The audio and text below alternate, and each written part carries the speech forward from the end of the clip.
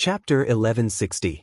Although he was ambitious, when he thought of the current lineup under the Lord's tent, even Wei Ci could not help but gasp. He was afraid that he wouldn't be able to get a place. In his previous life, His Majesty had specially built the Golden Scale Pavilion to commend the meritorious officials. 10 civil and military officials were to be selected. At first, it was decided that they would take 9 people each. This was because the number of people in the world started with 1 and ended with 9. The number 10 was not auspicious. However, His Majesty was stubborn and stubbornly insisted on choosing 10 people, implying that everything was perfect. The other officials' objections were ineffective. Not to mention others, Su Ku, Feng Jin, and Sun Wen, the 3 of them died in a strange way in his previous life and had no fate with the Golden Scale Pavilion. It was different now. As long as they could survive until the world was settled, would the Golden Scale Pavilion be without them? The number of places on the list of civil officials had been reduced by 3. Thinking about the strategists who had successively submitted to the Lord in the previous life, Wei Ci could not help but feel nervous. Why call it the Golden Scale Pavilion? Just call it the investiture of the gods. Wei Ci sat at the bow of the boat, enjoying the golden sunlight and the fresh river breeze. He dug out the old almanac from the depths of his memory. Since there were ranks, there would naturally be a first and a second. But who would be the champion of civil and military affairs? The officials argued until their faces turned red. The commoners and the aristocratic families were at a stalemate. Although His Majesty had taken advantage of the chaotic times to beat the aristocratic families to the point that they did not dare to show their faces, the establishment of the Jiang dynasty was in urgent need of manpower. The aristocratic families were full of talents, and this was a good opportunity for them to take advantage of the situation. The civil and martial arts ranking list of the Golden Scale Pavilion had become the stage for them to compete against each other. The poor and the aristocratic families did not give way to each other, and the poor were slowly rising. If the second and third generation could stabilize their footsteps, sooner or later they would be able to enter the ranks of the noble families, and even become a new aristocratic family. Most of the important officials in the imperial court came from poor families, so the aristocratic families couldn't do anything to them. They could only pinch their noses and take a step back to prevent both sides from suffering. After all, His Majesty was above their heads. There were a total of 10 spots in the civil and martial role. The 2 factions would split it equally. How about this? After dividing the places, they began to fight for the first place in the civil and martial role. Feng Ju would definitely be the first among the civil officials, right? He had followed Her Majesty since she was still a bandit. Without Feng Ju's years of planning, Her Majesty's unification of the world would have been full of twists and turns. Yang Tao was definitely the number 1 general, right? His overall strength was very strong, and his prestige in the military was very high. It didn't seem wrong for him to take first place. Wei Ci had no objections to being the top civil official candidate, but the candidate for the top military general was really a scam. Did the aristocratic families think that the bonfire under Yang Tao's but wasn't strong enough and wanted to add another match? Yang Tao's identity was sensitive, and his martial arts were not top-notch. If he tried to compete for the number 1 general, he would be courting death. The aristocratic families didn't care about this. They couldn't accept being suppressed by the poor. The result? His Majesty had been sitting calmly on the fishing platform, indifferently watching their war of words. When the civil and military ranks were listed, the 2 sects were dumbfounded. They had been arguing for so long, but His Majesty had not taken their words seriously at all. The first civil official was not the popular candidate, Feng Ju. Instead, it was Qiguan Rang, who came from a humble background and kept a low profile. Feng Ju was the second. This was something that even Wei Ci had not expected. If he remembered correctly, he clearly remembered that His Majesty had placed Feng Ju's portrait first. The number 1 general was Fu Wang, a fellow who was criticized by the outside world for having the ambition of a wolf. His birth was extremely low. 60% of the people from poor families were from poor families. It was an overwhelming victory. However, the poor did not have the last laugh.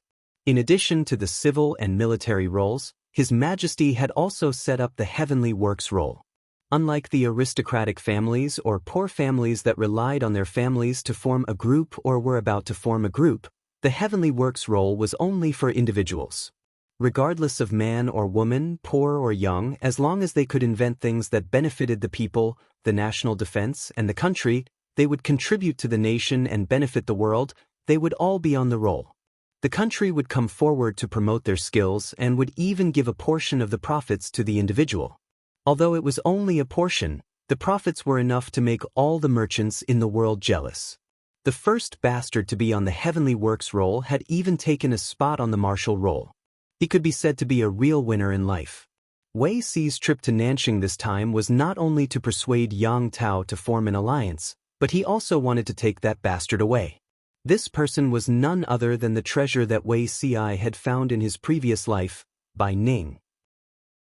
He didn't believe that he wouldn't be able to coax that fellow to join Enchui's camp in his previous life. In this life, he wouldn't be able to do the same. Wei Si carefully checked his memory and found that there was nothing missing. Only then did he relax and lean against the bough to take a nap. Perhaps it was because what he thought about during the day, Wei Si kept muttering before he fell asleep. In his dreams, he also remembered the content that he had not dug out. In his dreams, Wei Si came to congratulate Bai Ning and congratulated him for making 2 rolls. However, the other party twirled his white beard. There was no joy on his face. Instead, he looked depressed. Sigh, Zixiao. Among the visitors who came today, you are the only one who feels the most comfortable. It's just to congratulate you, nothing else. The other party looked at the fish pond under the corridor and said gloomily, I was born in a poor family. Naturally, I also want to compete with the aristocratic families in the court and fight for a way out for the vast number of scholars from poor families, but the person above us is really frightening.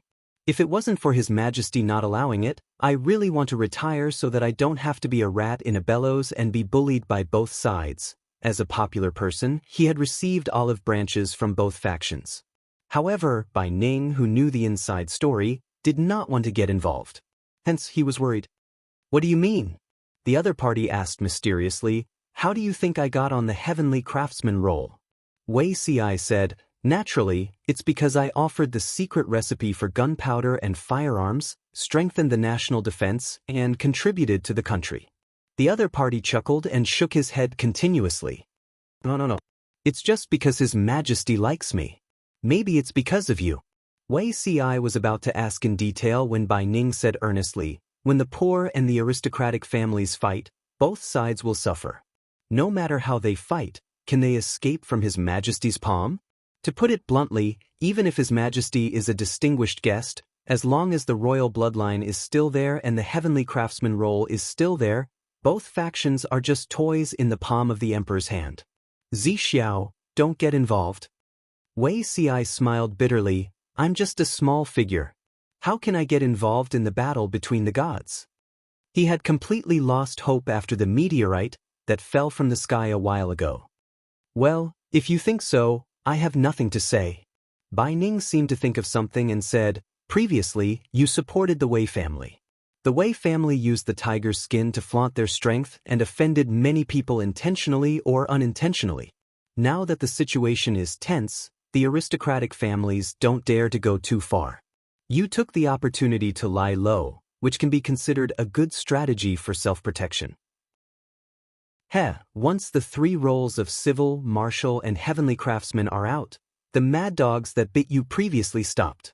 Then Bai Ning rambled on and on. Wei Si listened carelessly at that time, drinking cup after cup of sake into his stomach. He could not remember what Bai Ning said, but it was very clear in the dream. Her Majesty can put whoever she wants on the heavenly crafts ranking. She'll throw you a prescription and let you take advantage of it for free and put on a show with her. With a whoosh, you'll be able to enter the imperial court even though you're just a commoner. This speed is even faster than ascension. To put it bluntly, the aristocratic families and the poor fight back and forth for the sake of benefits. The accumulation of generations is not as good as the rewards from His Majesty. Sigh, the more I think about it, the more I feel that the water is too deep. It's better to go back to my hometown and continue to sell firecrackers. What's the use of fighting between the poor and aristocratic families? Zixiao, don't you think so? The aristocratic families referred to noble families that had been officials for generations. In the era when the dissemination of books and education was difficult, they occupied a lot of resources. After generations of accumulation, they educated countless talents. The educated talents could also consolidate the family's interests, accumulate more resources, and make the entire interest group indestructible. In the end, the success of the aristocratic families lay in their rich capital, which allowed them to stand higher than others. If life was a competition, the poor were born at the starting point, while the aristocratic families were born at the halfway point or even the end. But, no matter how many resources the aristocratic families controlled, no matter how rich their heritage was, they were still limited by the development of the times. While everyone fought with cold weapons and on horseback, His Majesty could take out the recipe for gunpowder and more and give it to any trusted confidant. A small recipe, coupled with His Majesty's secret support, could instantly give birth to another rising force, disrupting the rhythm of the poor and aristocratic families. If they could not keep up with the pace of the times, regardless of whether they were aristocratic or poor, they would eventually be abandoned by the times. It was like flying a kite. The person who controlled the reel was His Majesty. How high and how far the kite flew was all in her control. Bai Ning always thought that His Majesty would go overboard, but it turned out that the people who went overboard were the aristocratic families and poor families. They were led by the nose and did not know it. Wei Ci clearly realized that he was dreaming, and the content was a memory deep in his mind. He remembered clearly that he visited Bai Ning that day, but he was depressed and unable to calm down. He also wanted to enter the civil officials list, but it was a delusion. When Bai Ning took out good wine to entertain him, Wei Ci drank a lot out of depression and did not understand what Bai Ning said. But now he dreamed of it. In the dream, he was muddle-headed, but he heard it clearly. Like a sudden clap of thunder, the scattered clues gradually pieced together. His Majesty, Wei Ci was shocked and suddenly opened his eyes. The dazzling sunlight hurt his eyes. He subconsciously turned his head to avoid it, and it took him a long time to adapt. When he regained consciousness, Wei Ci realized that he was breaking out in a cold sweat. Everything in the dream became clearer. He thought he understood His Majesty very well, understood the current lord very well, but when he thought back to the dream, Wei Ci found it hard to believe that what he understood might only be the tip of the iceberg. In the previous life, His Majesty had already started to plot. She was playing a very, very big game of chess, but he had no idea. At the same time, Jiang Pingji opened her eyes and withdrew her mental strength from the yin and yang jade pendant in time. She supported her chin with her left hand and twirled the brush with her right. She muttered, "Bai Ning? Which little demon is this?" Just as she was thinking, a messenger came from outside the tent. Report, an urgent secret report from the front lines. Come in. Jiang Pingji restrained her unnecessary thoughts. The messenger hurriedly entered the tent and handed over a sealed bamboo tube. She casually pinched the bamboo tube and broke it, taking out the secret letter inside. Wei Ci had gone to Nanxing on a business trip, but Su Bei would not stop fighting because of this. Regardless of whether it was Su Bei or her, both sides were on the brink of life and death. The two families did not erupt into a large-scale war, only small skirmishes. For example, when they attacked a small district, you retreated and I advanced, I retreated and you advanced. Gentle was like flirting. Jiang Pingji knew what Su Bei was waiting for. He was waiting for Huang Song to send troops.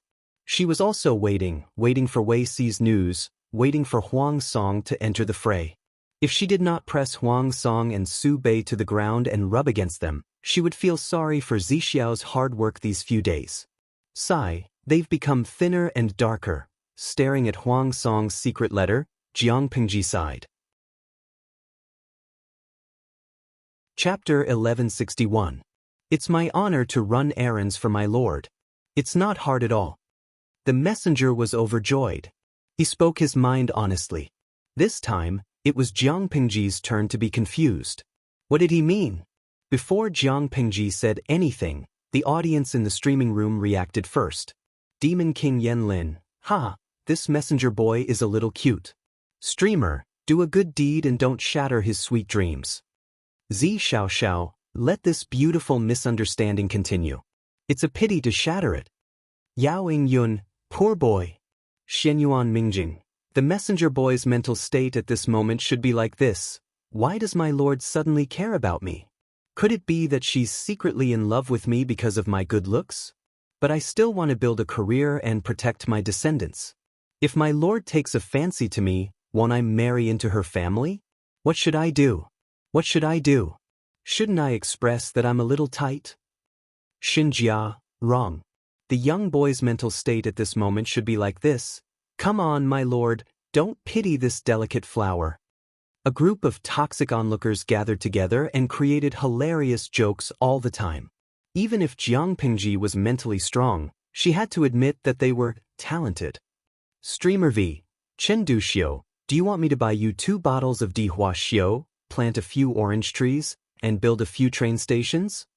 Although Jiang Pingji and the idol viewers lived in a different era by thousands of years, she was someone who kept up with the trends. She could learn and apply the jokes and memes that the audience created on the screen after a little pondering. She knew all about the Italian canon of the 2nd Battalion commander, Chen Duxiu and Li Dazhao, Dihua Xiu hand sanitizer, god of creation, train stations and orange trees. But Jiang Pingji still underestimated the shamelessness of the idol. As soon as she spoke, the screen was filled with bullet screens of yes, yes, yes, and front row, screenshot and photo with the streamer. It was spectacular. Jiang Pingji was not a streamer who liked to interact with the audience. She had only spoken a few times in the streaming room for so many years. There were busybodies on the internet who collected her speeches over the years and edited them into a book and published it. She couldn't imagine what kind of immoral things these salted fish wouldn't do. After going through thousands of thoughts in her mind, Jiang Pingji put away the secret letter with her usual expression. She said to the messenger with a gentle expression, secret military reports can determine the outcome of a battle. You have fulfilled your duty and delivered the news to both places in time. You have done a good job and deserve praise. The messenger could no longer maintain his calm expression, and he thanked him happily. For many soldiers, if they could get a word of praise from their lord, it was far more joyous than being promoted or rewarded. His lord had said that he had become darker and thinner. It was obvious that she had paid attention to him and remembered him. It was as if he was stepping on cotton, and he floated away happily. Jiang Pingji laughed involuntarily. Her originally heavy mood brightened up with this little episode. Her mood brightened, but Huang Song and Su Bei were not so happy. Su Bei had thought that he could use the mother and son of the prostitute to turn the tables on Jiang Pingji. At the very least, he could cripple Yang Si. Among the people in Jiang Pingji's tent, only Yang Si was most familiar with Shanghai and Zhe counties. If Yang Si was crippled, the pressure on Su Bei's side would be greatly alleviated. Unexpectedly, the secret weapon that Huang Song had sent did not achieve the desired effect. Yang Si had nothing to do with the prostitute, and he was also not the father of the boy. He was not cuckolded. Under such circumstances, he still tried to accuse Yang Si and forcefully blackmail him. That was too shameless, and it went against the way of a gentleman. Not only did he not achieve his expectations, but he also had a belly full of anger. Naturally, Su Bei had to find an outlet to vent his anger. Needless to say, the mother and son were directly dealt with. As if this was not enough to vent his anger, Su Bei still wanted to demand an explanation from Huang Song. What secret weapon to deal with Yang Si? He had made a fool of himself in front of Yang Si. Su Bei scolded Huang Song. Although the content of the letter was worded elegantly, the hidden bitterness that assaulted one's face made one's teeth ache. She was exactly like a resentful wife who had not seen her husband for a year and a half. Cheng Jing and the rest understood the cause and effect of the matter. They all frowned. Wenbin is working for Su Bei. How could he watch Su Bei do such a foolish thing? Regardless of whether the mother and son were real or not, only by revealing it at the critical moment could it achieve a fatal effect and not give Yang Si a chance to retaliate. What was the use of impatiently playing this card now? Instead, it gave Yang Si time to react. In fact, Yang Si had cleanly brushed it off with a few words. The most important thing was, Yang Jingrong appears to be a person who does not reveal the mountain and does not reveal the water. In fact, he is meticulous and has the ability to see through the smallest details. The alliance between the two families is a secret. However, with Su Bei's actions, how could Yang Jingrong not guess the truth? I'm afraid that Lu Shi's side has already made sufficient preparations. If the enemy was prepared, how could a sneak attack achieve the desired effect? It was not without reason that Qing Jing said that Su Bei was too stupid. He had obtained a trump card and could not wait to show it off in front of the enemy. If this was not stupid, then what was? Qing Jing and Han Yu were from the same sect and knew each other very well. He did not believe that Han Yu could not see the trick behind it. Feng Zhu frowned slightly. He had to admit that Qing Jing's words were reasonable. Although Su Bei has some flaws, with the current situation, it's better to have another ally than to fight alone. Once Su Bei fell, the next one to be beaten would definitely be Huang Song. Who asked Huang Song's territory to be next to Jiangpingji's? Normal people could not stand their neighbors coveting them with a knife, let alone a feudal lord. If Su Bei was slightly stronger, Huang Song could wait for him and Jiangpingji to fight until both sides were injured and then reap the benefits. However, they had overestimated Su Bei. Under such circumstances, only the Huang and Su families working together could create the safest situation. Only by getting rid of the most threatening enemy could the two families be at ease and slowly tear each other apart. At the same time, Wei Ci arrived at his destination.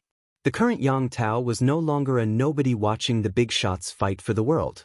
He had also grown into a colossus in the eyes of others. His influence in Dongqing only covered half of Zhangzhou, but his territory in Nanqing included 1 province and 4 counties. Although it was not the richest and most populous place in Nanqing, it was enough for him to gain a foothold. In order to gain a foothold, Yang Tao even formed an alliance with Enchui to advance and retreat together. The situation in Nanqing was far more chaotic than in Dongqing. Not only were there internal strife between the feudal lords and aristocratic families, but there was also the plundering and invasion of the 4 factions of Nanman. Wei Ci found out about the situation and sighed in disappointment. The Nanqing in front of him was both familiar and unfamiliar. As he asked someone to hand over the documents, he packed lightly and brought only a few guards with him. He prepared some meager gifts and went to look for Bai Ning. Bai Ning came from a humble background. His ancestors made firecrackers, so he had some assets. However, due to several generations of poor management, Bai Ning's business was on the verge of bankruptcy. Troubled times came again, and the 4 factions of Nanman led their troops to wreak havoc on the people and land of Nanqing. Bai Ning simply abandoned his family business and picked up weapons.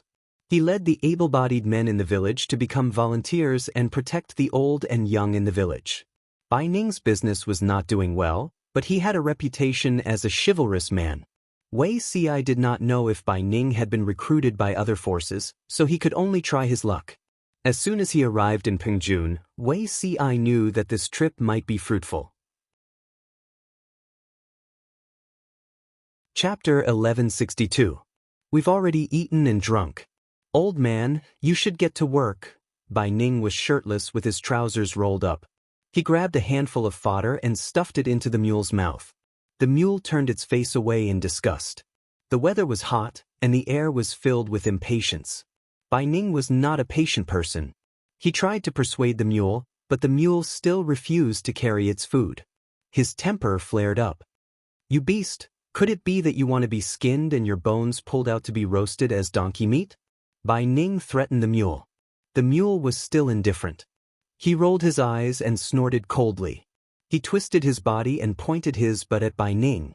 Bai Ning was about to get angry when Wei Ci stepped forward with a smile. Are you Hero Bai?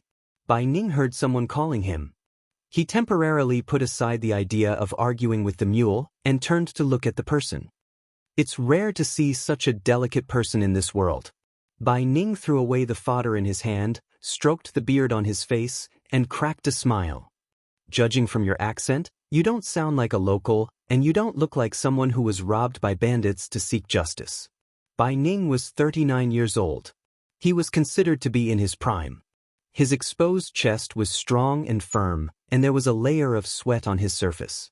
Wei Ci calmly stopped the guards who were about to step forward. He looked at Bai Ning with a smile. I'm indeed a foreigner. I heard that Hero Bai had settled down here, so I prepared a small gift and came to visit. If I've offended you in any way, I hope you can forgive me. Bai Ning felt uncomfortable when he heard this. He was an uncouth man. The neighbors he came in contact with were also uncouth. He rarely interacted with scholars. He saw that Wei Ci's clothes were neat and tidy, but he was bare-chested. His thick pants were tied at his waist with a hemp rope. However, Bai Ning was also a thick-skinned person. His bronze-colored skin did not show the slightest bit of embarrassment. Oh, so you're looking for me?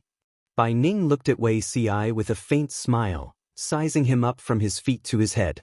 His eyes flashed with satisfaction. Bai Ning casually pulled over a bench, sat down, crossed his long legs, and looked like a rascal. He patted the other corner of the bench with his right hand. Don't beat around the bush, just say what you want to say. Come, young lad, sit down and talk. When Wei Ci saw this familiar scene, he could not help but secretly laugh. Bai Ning had done the same thing in his previous life. At that time, Wei Ci felt that this person was rude and disgraceful, but due to his upbringing, he did not say anything. Not only did he not feel offended by meeting an old friend in this life, he even found it a little interesting.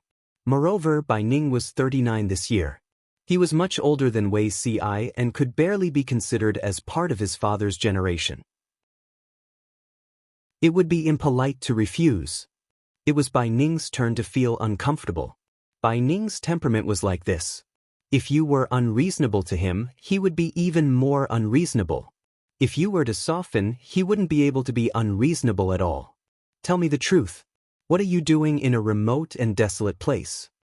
Wei Ci smiled and said, Didn't I say it just now? Ci has specially come to look for Hero Bai. Bai Ning didn't believe this.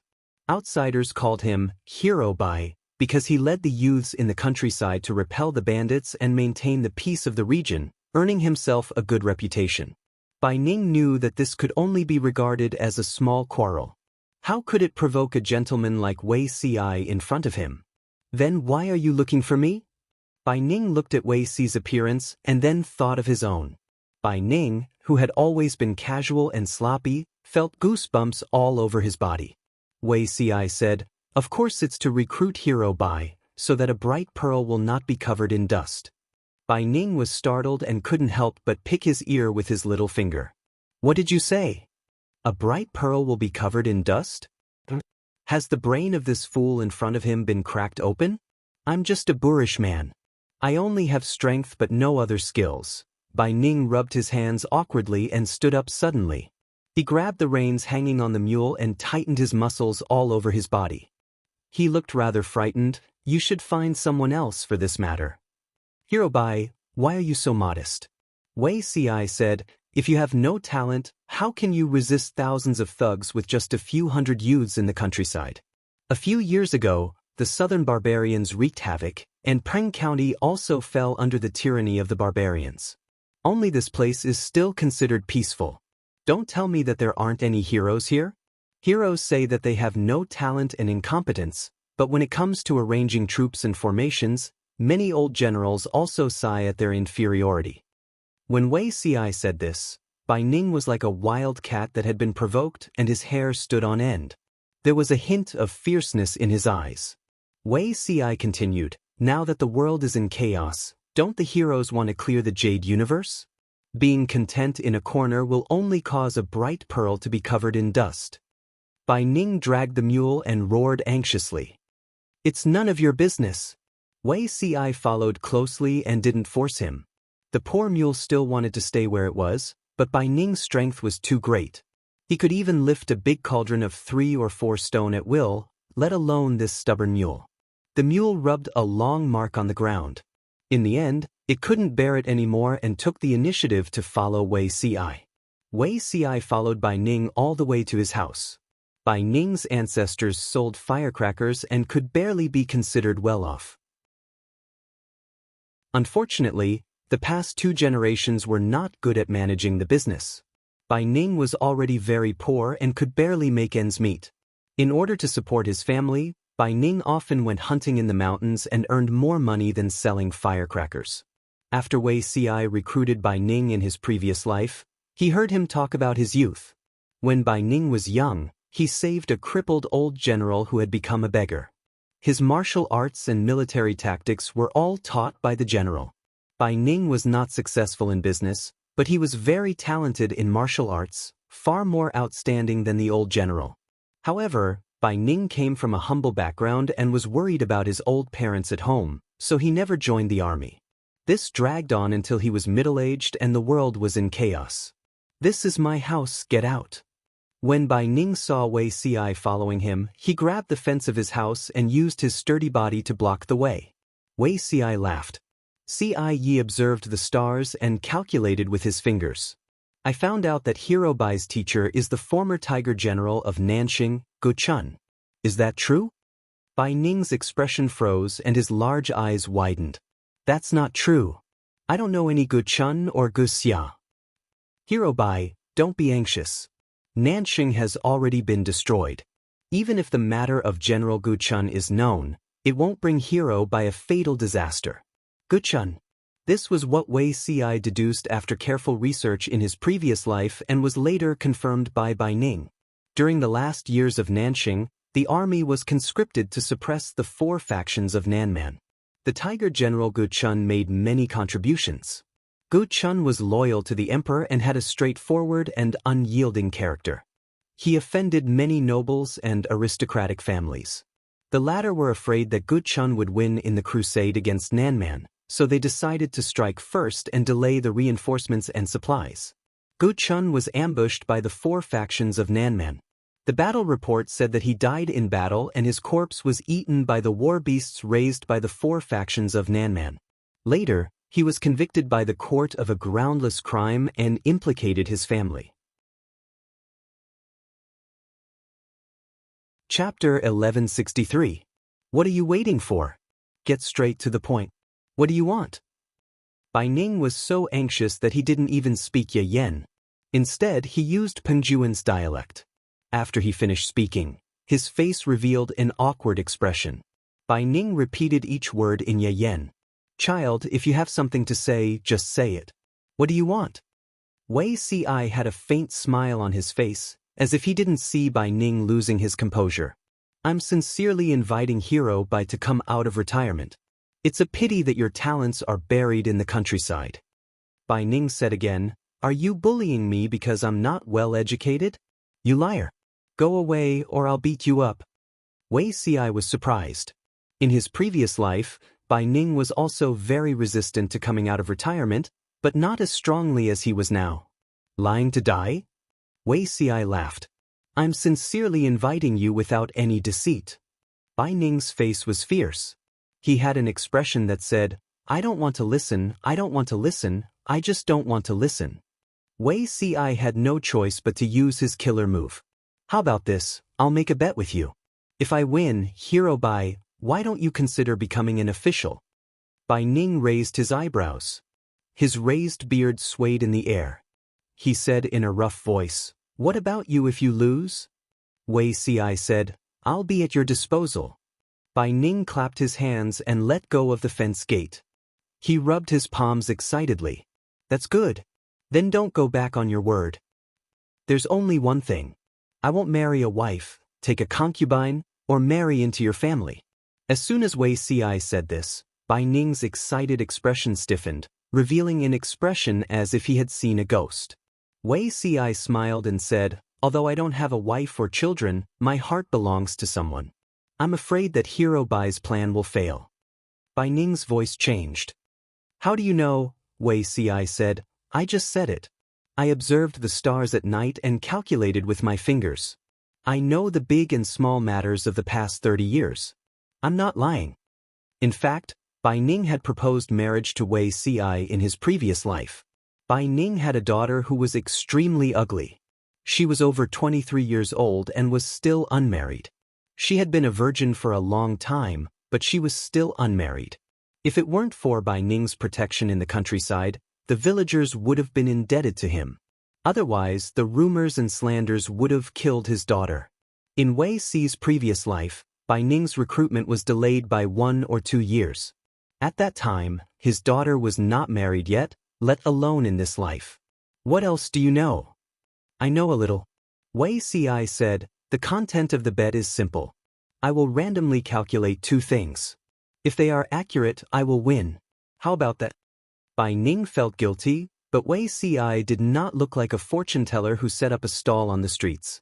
15 minutes later, who is your lord? Bai Ning was also depressed. He was just a rough man from the countryside. How could he have imagined that there would be an immortal-like gentleman who would come to recruit him? Moreover, he even acted as if he was determined to win.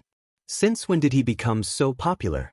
Wei Si smiled and said, my master is Lord Lanting of Dongqing, the governor of Wanzhou. My lord dispatched C.I. Nan to discuss the matter of forming an alliance with Yang Tao.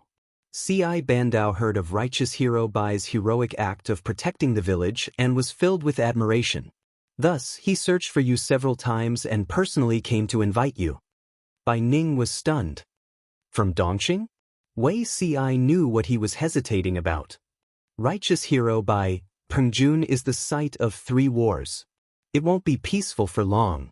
If you insist on staying here, the safety of your family will be difficult to guarantee.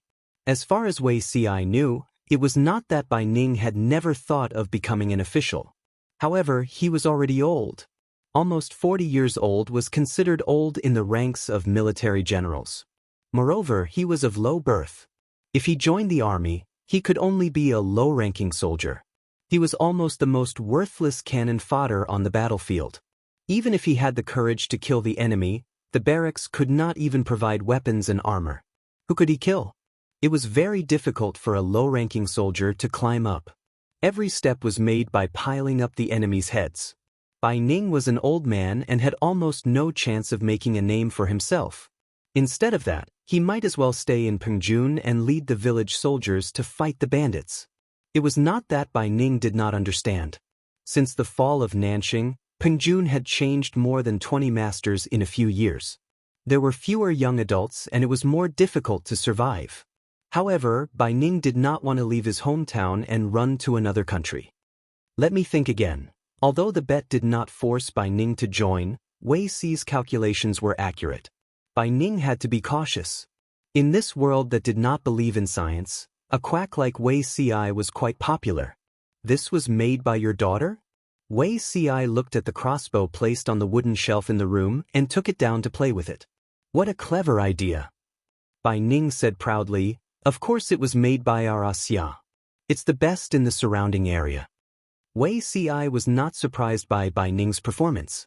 There were many reasons why Bai Yuexia had been dragged from a virgin to an old unmarried woman, not just because of her appearance. Although she was ugly, she was smart and quick-witted since she was a child. She could learn anything with just a little bit. It was said that she was even taught by the current generation of Mahists. She was very excellent in the art of mechanisms. She was really a woman with a clear mind. Because her appearance was not good, she wanted to find a husband who was talented in appearance but not limited to appearance. Apart from that, she had other high requirements. She scared off a group of suitors, but Bai Ning still indulged her. With Bai Ning supporting her, Bai Yuexia did not have to worry about when she would get married. Just as they were talking, a clear female voice came from outside. Father, there's a guest at home? Wei Si looked over and saw a plainly dressed woman push open the door and enter. She looked mature, but her hair was tied up in a bun like an unmarried woman. Bai Yuexia's appearance took after her father. Her facial features tended to be strong, and the lines of her face were not as soft as ordinary women. At first glance, one would think that she was a man. Her eyebrows were thick, her eyes were dark and bright, and her skin was a little dark yellow and rough. If that was all, she would not be called ugly. However, there was a huge purple-brown birthmark on her face, which occupied most of her face. She looked as ferocious as a malicious spirit. Seeing that there was an immortal-like beauty in the house, Bai Yuexia could not help but take a few more glances. Wei Si's expression was calm. He was not frightened by her appearance at all, and there was no look of contempt in his eyes. This made Bai Yuexia unable to help but take a few more glances. This is a distinguished guest from Dongqing. Xia, go and make a pot of tea for the guest. Bai Yuexia bowed slightly and did as she was told. I wonder what brings this esteemed guest to my humble abode? Bai Ning said, he's here to persuade me to become an official, but I haven't decided yet. I want to hear Xia's opinion. A distinguished guest from Dongqing? Become an official? Bai Yuexia's hand that was making tea paused. She asked hesitantly, Sir, are you working for Lord Lanting? Bai Ning said, Yes, that's what he said. Wei Si laughed. Bai Nyangzi is very intelligent. You guessed correctly. There are only a few families in Dongqing. I was just guessing randomly. Bai Yuexia showed a rare look of embarrassment. She lowered her head shyly and said softly, I have also guessed others, but among the many families in Dongqing, only Lord Lanting does not care about family background and only uses talent. Bai Ning's family background was very low, but Wei Si personally came to invite him. It seemed that only Jiang Pingji could do so. Bai Ning looked at his daughter as if he had seen a ghost. This shy little girl in front of him was really his daughter? Wei Si was speechless. Wait.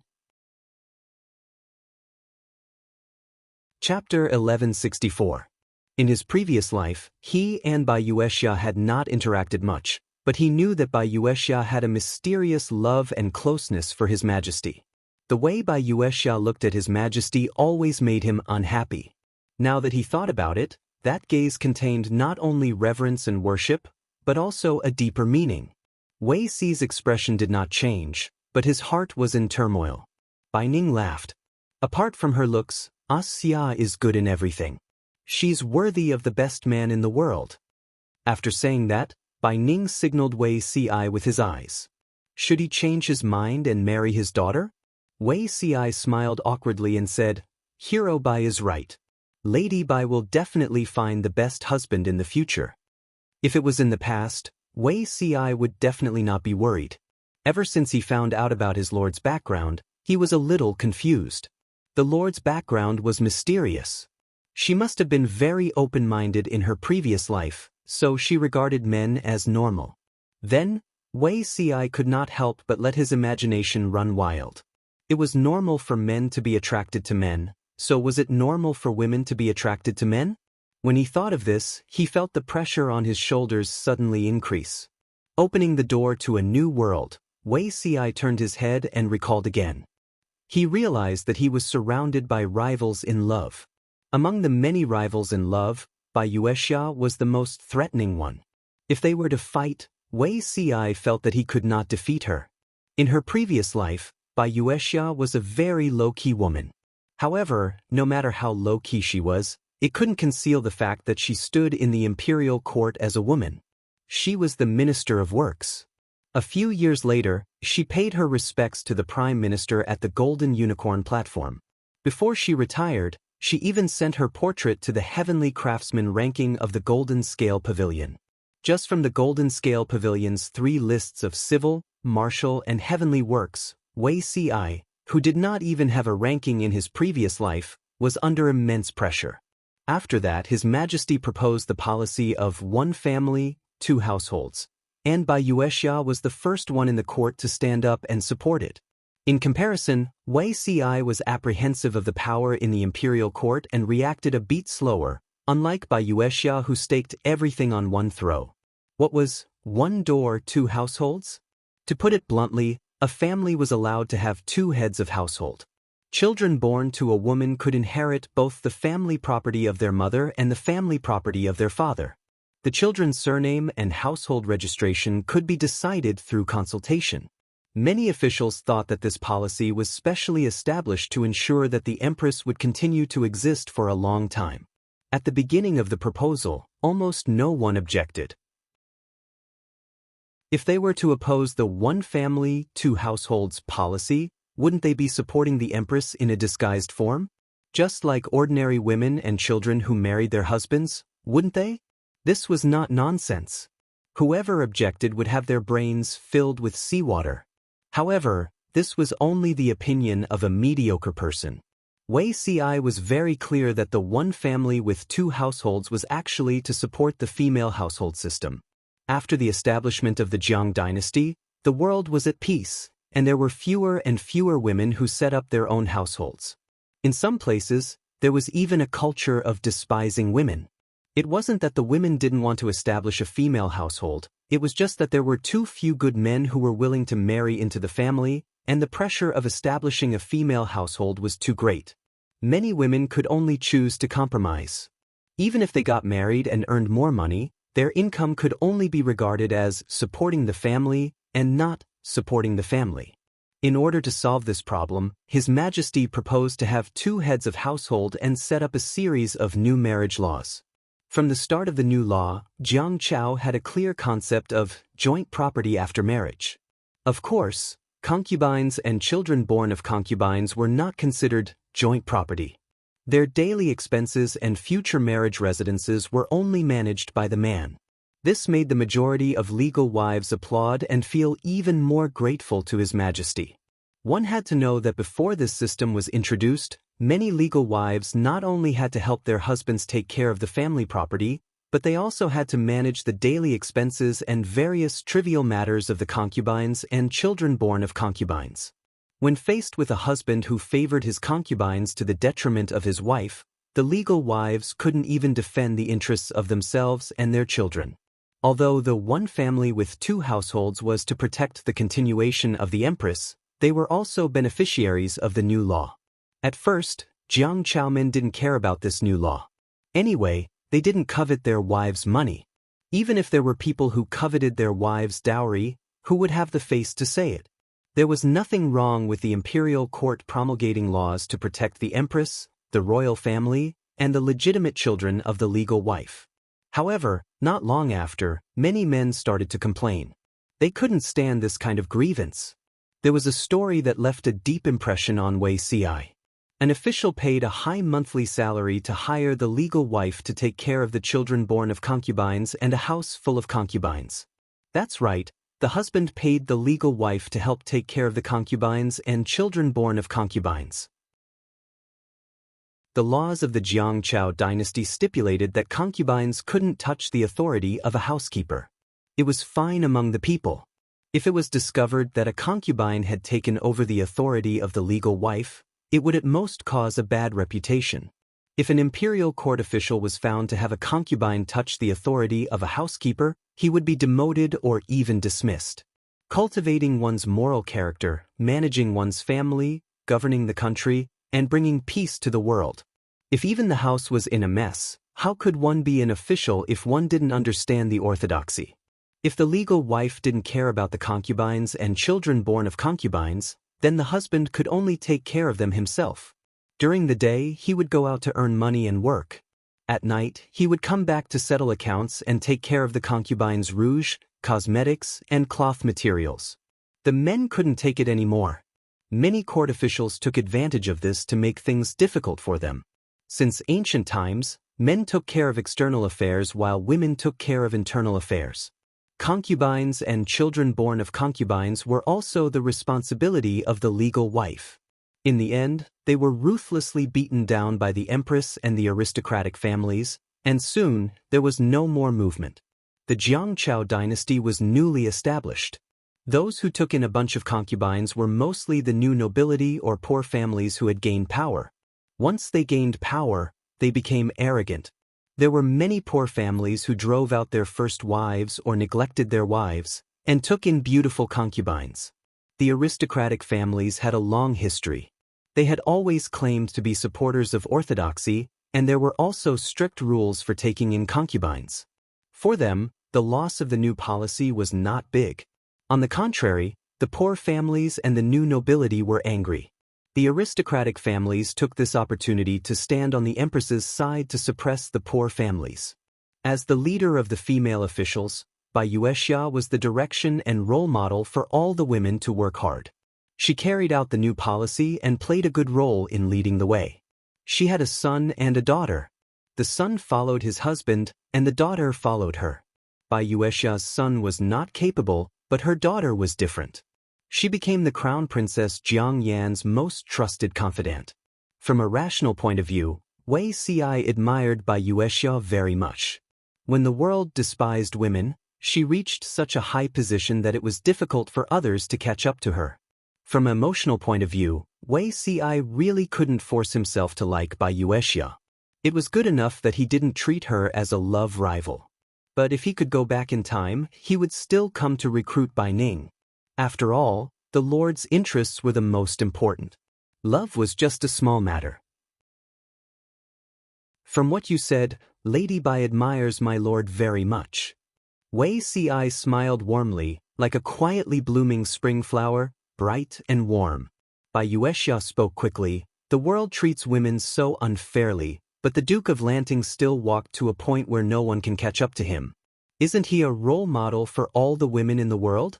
I've admired him for a long time. In a moment of excitement, I made a fool of myself in front of the teacher.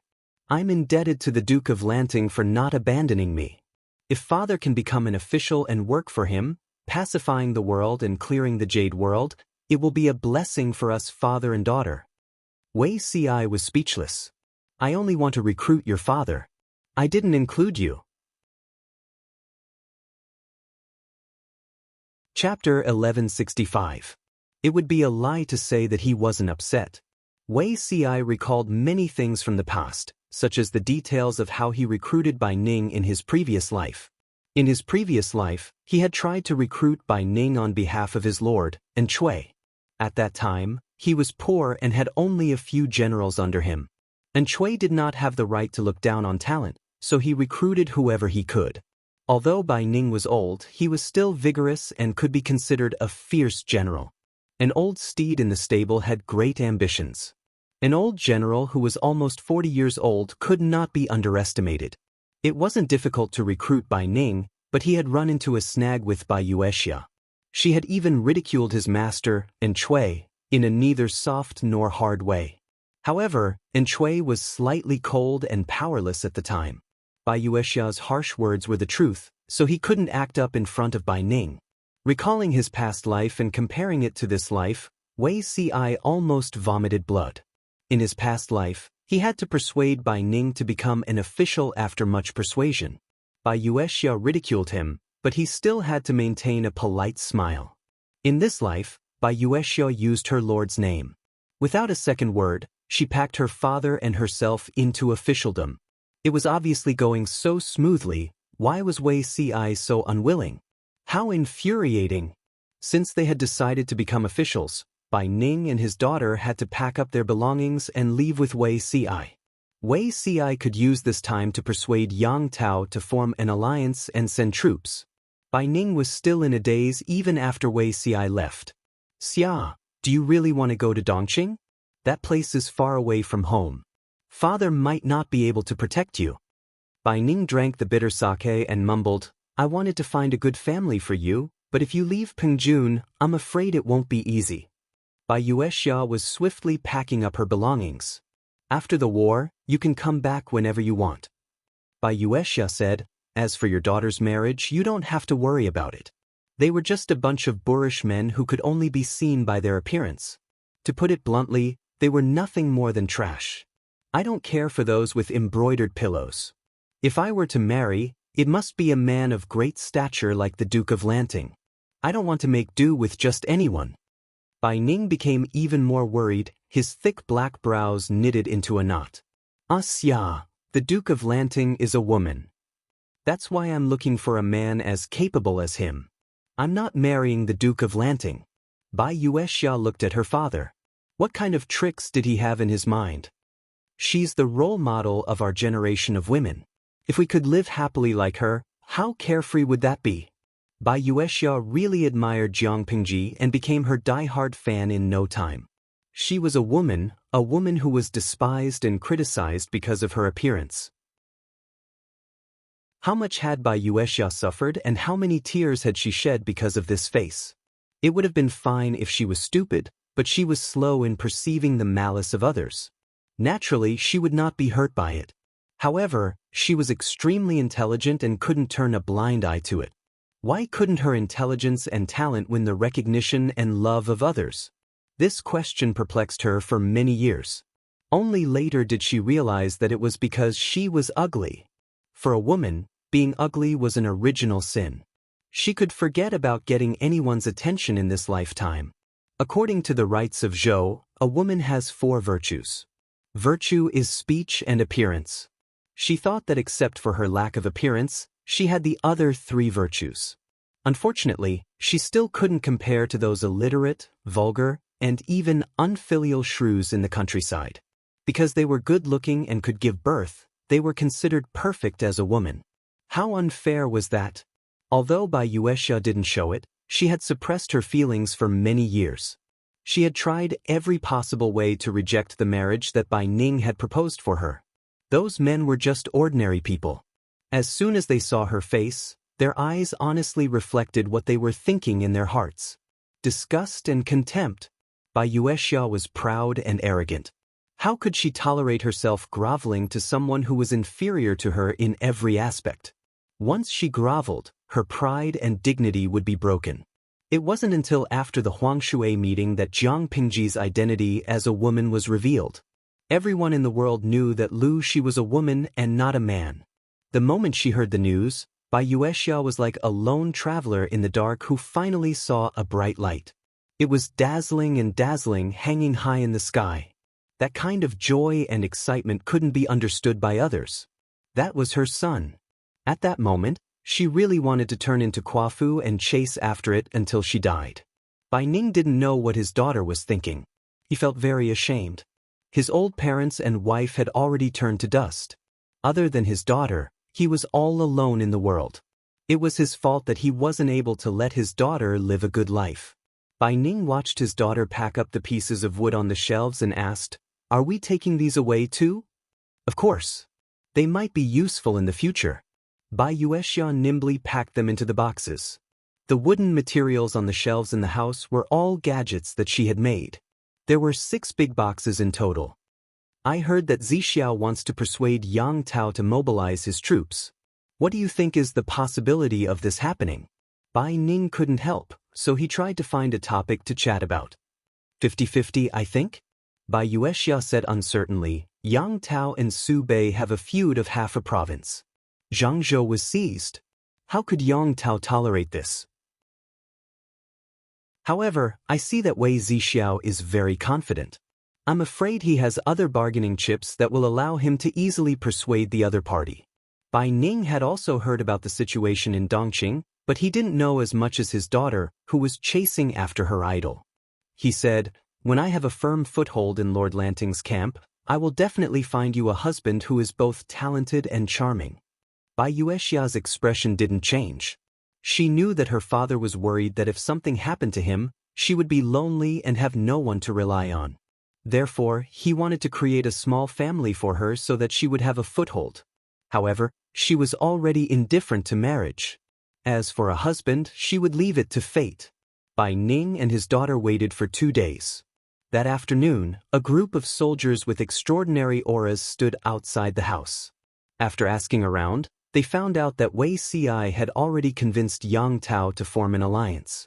Wei Ci had asked Yang Tao to send someone to fetch the father and daughter. "How did you convince Yang Tao?" Bai Yuexia was astonished. Yang Tao's father's murderer, Zhao Shao, is under Su Bei's camp.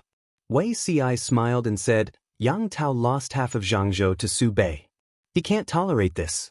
Moreover, if he waits for my lord to pacify the Huang and Su families, he won't be able to keep his half of Zhangzhou." No matter how well Yang Tao developed in Nanxing, his roots were in Dongqing. If he didn't seize this opportunity to return to Dongqing and gain a firm foothold, Dongqing would be her world after Jiang Pingji destroyed the Huang and Su families. Bai Yuexia's eyes lit up, but she said, "I heard that the Huang and Su families are powerful. Since the war at the northern borderline, the Duke of Lanting has been exhausted from fighting for a long time. Now that he's mobilized his troops against the 2 families, I wonder what his chances of winning are? It's not that my lord is belligerent. It's obvious that others aren't willing to lay down their butcher's knives. She has no choice but to fight," he said. "The chances of winning are not high." 100% is enough. If not for the Nye family of Zhongzhao's temporary withdrawal from the scene and the Yi family of Beiyuan's domestic politics, Jiang Pingji would have to face the predicament of fighting on all sides. Now that it was 1 against 2, the difficulty was very low. Now that she had joined forces with Yang Tao, they still couldn't win 2 against 2. It was better to rest early. Bai Yuexia pursed her lips, her smile rippling. I heard that the Duke of Lanting wrote to Su Bei and said, I want 100% of the 9 provinces and 4 seas. Why was her lord so arrogant and likable? Wei Ci was speechless. Chapter 1166. Even though Wei Ci spent 2 days to convince Yang Tao to form an alliance, the entire process was not smooth sailing. Instead, it was full of twists and turns. Yang Tao was in the pro-war faction, but his subordinates were not interested in it. If it weren't for Yan Lin's support, Yang Tao wouldn't have been able to suppress all the opposing voices and form an alliance. Yang Tao's old subordinates were brought over from Dongqing, but after they took root in Nanqing, the talents they recruited were all locals of Nanqing. He was able to gain a foothold in Nanqing not only because of his old subordinates, but also because of the Nanqing family. As mentioned before, the aristocratic families occupied more than 60% of the world's wealth. The longer the inheritance, the richer the family's wealth. If they lacked manpower, they would send manpower. If they lacked money, they would send money. If they lacked soldiers, they would buy soldiers. There was nothing in this world that money couldn't buy. If there was something, it was definitely not enough. Yang Tao accepted the olive branch extended by the aristocratic families and received their generosity. Only then did he have the confidence to send troops to start his own empire. Since he had received benefits from them, he naturally had to give them something in return. After all, not everyone was like Jiang Pingji. She could forcefully reject the aristocratic families, but others did not have the confidence to do so. Even for Jiang Pingji, there was a certain element of luck in her success. During the earthquake in Shangjing, there were countless casualties and refugees everywhere. The royal family of Dongqing disregarded the lives of the people and forcefully moved the capital. The Tsing-Yi army and the Red Lotus group took advantage of the situation to rise. Jiang Pingji seized the opportunity to stand up and become the backbone of the people of Wanzhou. They recruited soldiers and bought horses, absorbed young and strong refugees to strengthen themselves, and accumulated primitive capital by harming the northern borderline. At the same time, they mobilized troops to suppress the Tsing-Yi army and the Red Lotus group and plundered their assets. Her success is almost impossible to replicate. The right time, the right place, and the right people were indispensable. When Wei Ci came forward to persuade them to form an alliance, the officials under Yang Tao who were from aristocratic families were unwilling. They wanted to set their sights on Nanqing. He would unify Nanqing and make himself the emperor. What benefits could Yang Tao reap by crossing over to fight Su Bei and Huang Song? This battle was won, and the person who benefited the most was Jiang Pingji. Huang Song's and Su Bei's territories had all been taken over by her. If Yang Tao went to war, he would only be able to take back half of Zhangzhou at most. Dongqing had 6 prefectures and 21 counties. Among them, 5 prefectures and 19 counties were under Jiang Pingji's control. With the addition of the northern borderline, the territory under her rule was larger than the original Dongqing. It was more than enough for her to establish a country and ascend the throne. What's the point of Yang Tao only taking Zhangzhou? Don't be fooled by the fact that the children of aristocratic families looked like they were above the common people, but when it came to accounting, they were very shrewd. Wei Ci was put in a difficult position, but this was nothing to him. He knew 80% of these officials who were from Nanqing aristocratic families. Back when Cui returned to Nanqing to develop, he was penniless. In order to obtain the help of these aristocratic families, Wei Ci had put in a lot of effort. Even after so many years had passed, Wei Ci still remembered the situation of each family and their connections. He had not been afraid in his previous life, so how could he be afraid in this life? In the words of his lord, none of these landowning households could fight. Trying to persuade these people, rather than using extravagant promises, it was better to say 1 or 2 words that were concerned about their own interests. Although the opposition from the aristocratic families was loud, the final decision-maker was still made by Yang Tao. Yang Tao wasn't stupid. Even though he had borrowed the power of the aristocratic families, he wouldn't be turned into a puppet by the other party. Even if Yang Tao couldn't make it, he still had Wang Lin to protect his father. Military advisor, can't you persuade the Lord to give up on the idea of forming an alliance? Wang Lin said, the Lord has already made up her mind. There's no point in trying to persuade her. Putting aside the hatred of killing his father and seizing the state, Wang Lin didn't approve of Yang Tao and Jiang Pingji forming an alliance. The reason could be summed up in 4 words: asking a tiger for its skin. During the alliance meeting at Huangshui, Wang Lin felt that Jiang Pingji was full of ambition. This person's appetite would never be satisfied with Dongqing or the northern borderline. If the Lord allied with her to kill Su Bei and Huang Song, Wang Lin deeply suspected that she would turn around and stab Yang Tao. This woman had done many things to kill her acquaintances. The official said, "Sai, if we send troops to attack Huang Song and Su Bei, our supply lines will definitely be tight. If we're not careful, we'll be doomed eternally." This official wasn't exaggerating. He was sincerely considering things for Yang Tao. In his opinion, a man had to be ruthless if he wanted to achieve great things. If Yang Tao rashly sent troops to fight a foreign war to avenge his father, he would suffer greatly. It was better to swallow this hatred. If Zhao Xiao fell into Jiang Pingji's hands, he would die anyway. Haven't the Lord thought about your concerns? Wang Lin frowned and let out a long sigh. But you've only seen the current situation in Nanqing. You haven't considered the situation in the world. Lu Shi is a person with great ambitions. She won't be satisfied with Dongqing or the northern borderline. After she unifies Dongqing, she'll have a year or 2 to cultivate. Nanqing will be her next target. Zhangzhou must not be lost. Without Zhangzhou as the front line, Jiang Pingji could send troops to the border after unifying Dongqing. By then, Yang Tao would be in a dangerous situation. When the official heard this, his expression changed drastically. After a while, he said, Lu Shi is just a woman. How can she be so ambitious? Wang Lin didn't speak. What did ambition have to do with whether she was a woman or not? Or perhaps, in many people's minds, Jiang Pingji should be satisfied with conquering Dongqing? Wang Lin said indifferently, the northern borderline has been destroyed for almost a year. She had even destroyed the northern borderline. Why did people always think that she was a woman who could be easily fooled? If all the women in the backyard behaved like her, there would be no place for men in the world. The official looked embarrassed. After a while, he took his leave. Wang Lin said to the back hall, My lord, come out. Yang Tao poked his head out to take a look at the enemy situation. Seeing that the official had really left, he felt relieved and came out. Xiaoyang, you don't agree with the alliance either? The pros and cons are equal. It's all up to my lord. From Wang Lin's point of view, it didn't matter which side he chose. But since Yang Tao wanted to fight, he could only support him. Yang Tao said, I once swore in front of my father's coffin that I would kill Zhao Xiao with my own hands. Now that Zhao Xiao has sided with Su Bei, and Su Bei has taken half of my state, we have to settle the score no matter what. Moreover, if we can take back Zhangzhou, we can use it as an outpost to restrain Lu Shi. The first 2 sentences were from Yang Tao's heart.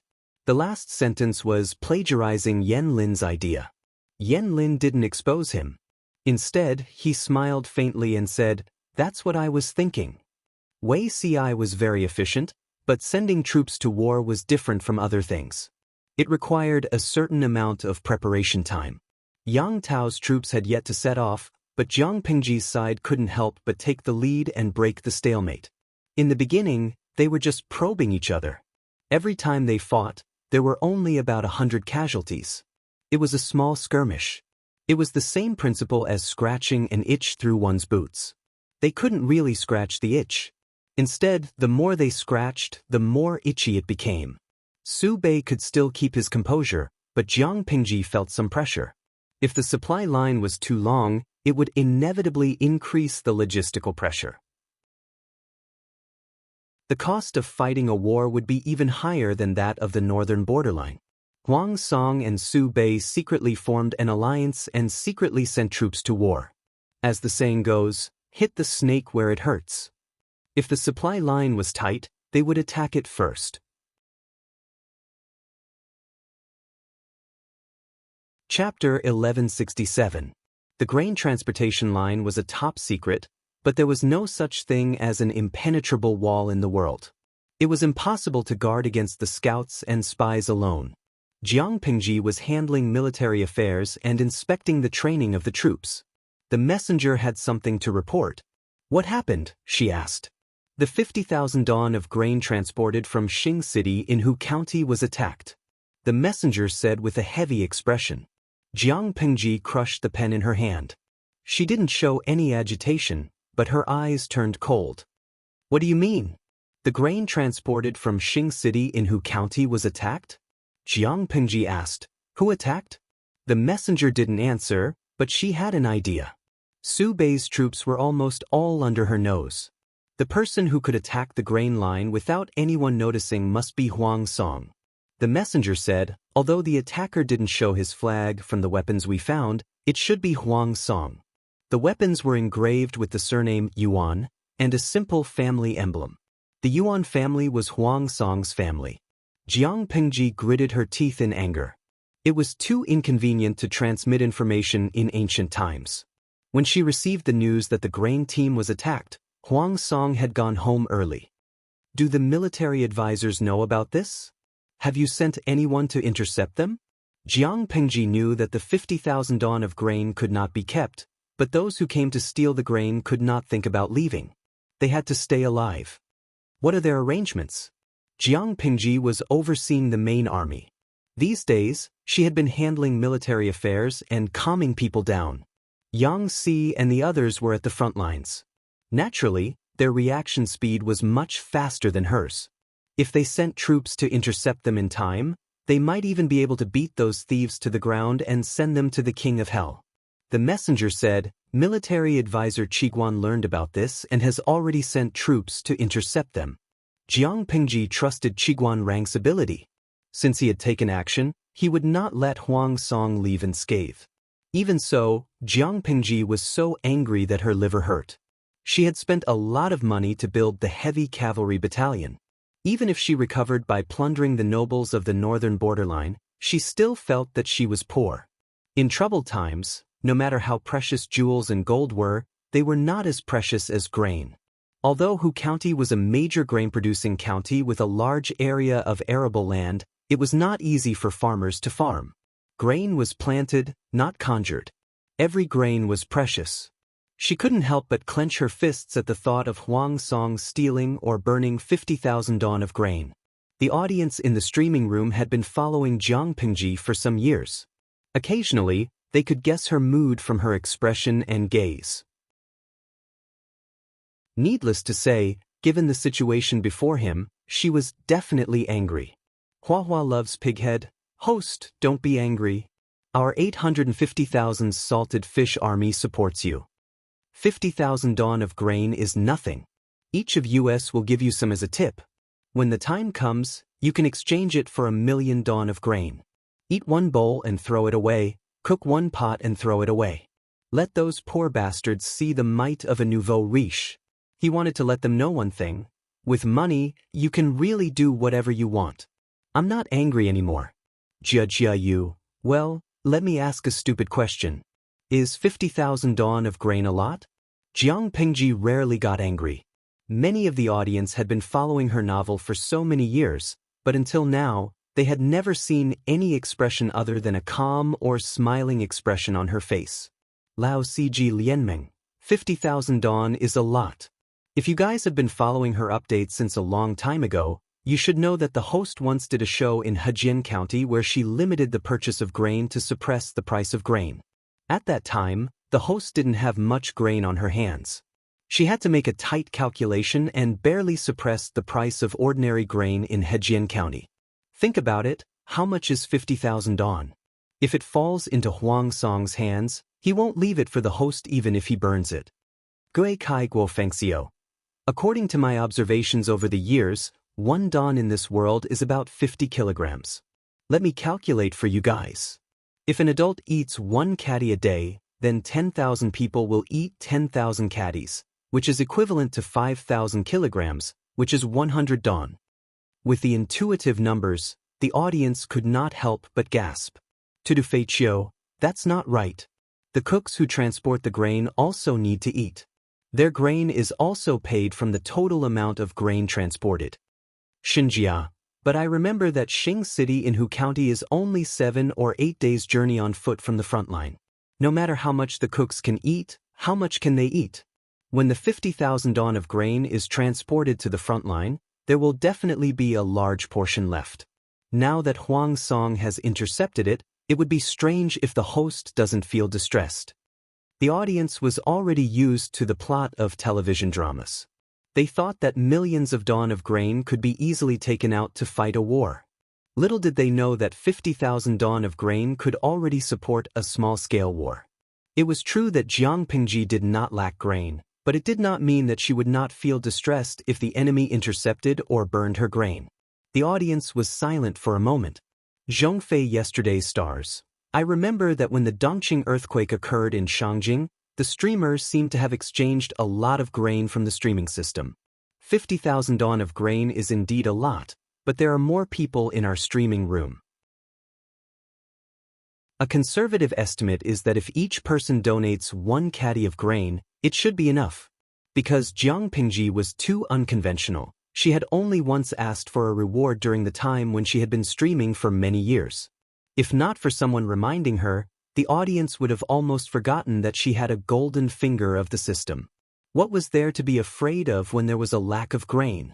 The 850,000 salted fish lacked everything except 3 to 5 caddies of grain. As long as Jiang Pingji asked, they would definitely donate. They had been freeloading in the streaming room for many years. Now that they finally had a reason to spend money, they must let the people in the other world see their extravagance. Lu Yukong, yes. Streamer, let us drown Huang Song with grain. The audience's interest was aroused. Before the tycoon could give a reward, Jiang Pingji actually stopped him. Host V, no need. Keep it to buy candy for yourself. Even if you give me a reward, I won't exchange it for grain. It's meaningless. Jiang Pingji had her own considerations. The earthquake in Shangjing was a last resort. Now that they were far from being at the end of the line, she would not use the system's exchange platform. It was not because she wanted to save face, but because she had to pay a price if she used it. Taking 10,000 steps back, if there was really a shortage of grain, she would not need the audience to give her a reward. After so many years of streaming, her popularity points had long accumulated to a terrifying number. If she really exchanged it for grain, not to mention drowning Huang Song, she could drown all the people in the 5 countries in the world in the sea of rice. Hearing her say so, the audience could only suppress the impulse to stick their heads out. Qianshang Nanbai Yueguang. Okay, Brainiac, I'll go buy candy now. Jiang Pingji. After the audience's interruption, Jiang Pingji's anger was also replaced by reason. Qingqing Lie. Streamer, without the 50,000 don of grain, will the army be short of grain? There was no one in the tent. Jiang Pingji said in a low voice, no. We can't put all our eggs in one basket. Similarly, there will not be only one grain line. Hu County and Xingqing are one. There are a few others. Without the 50,000 don, they will at most suffer a little, but they will not starve. Not to mention, Qiguan Rang would not let Huang Song take advantage of them and escape unscathed. Chapter 1168. Su Bei's territory was in the south, while Huang Song's territory was adjacent to Jiang Pingji's, located at the border between the north and the south. Although Huang Song and Su Bei had formed an alliance, the two families were not familiar with each other and did not trust each other well. Currently, they were still in the same bed but sharing different dreams. On the surface, the two families had formed an alliance to resist Jiang Pingji, but the real main force was Su Bei's army. Huang Song assisted from the side.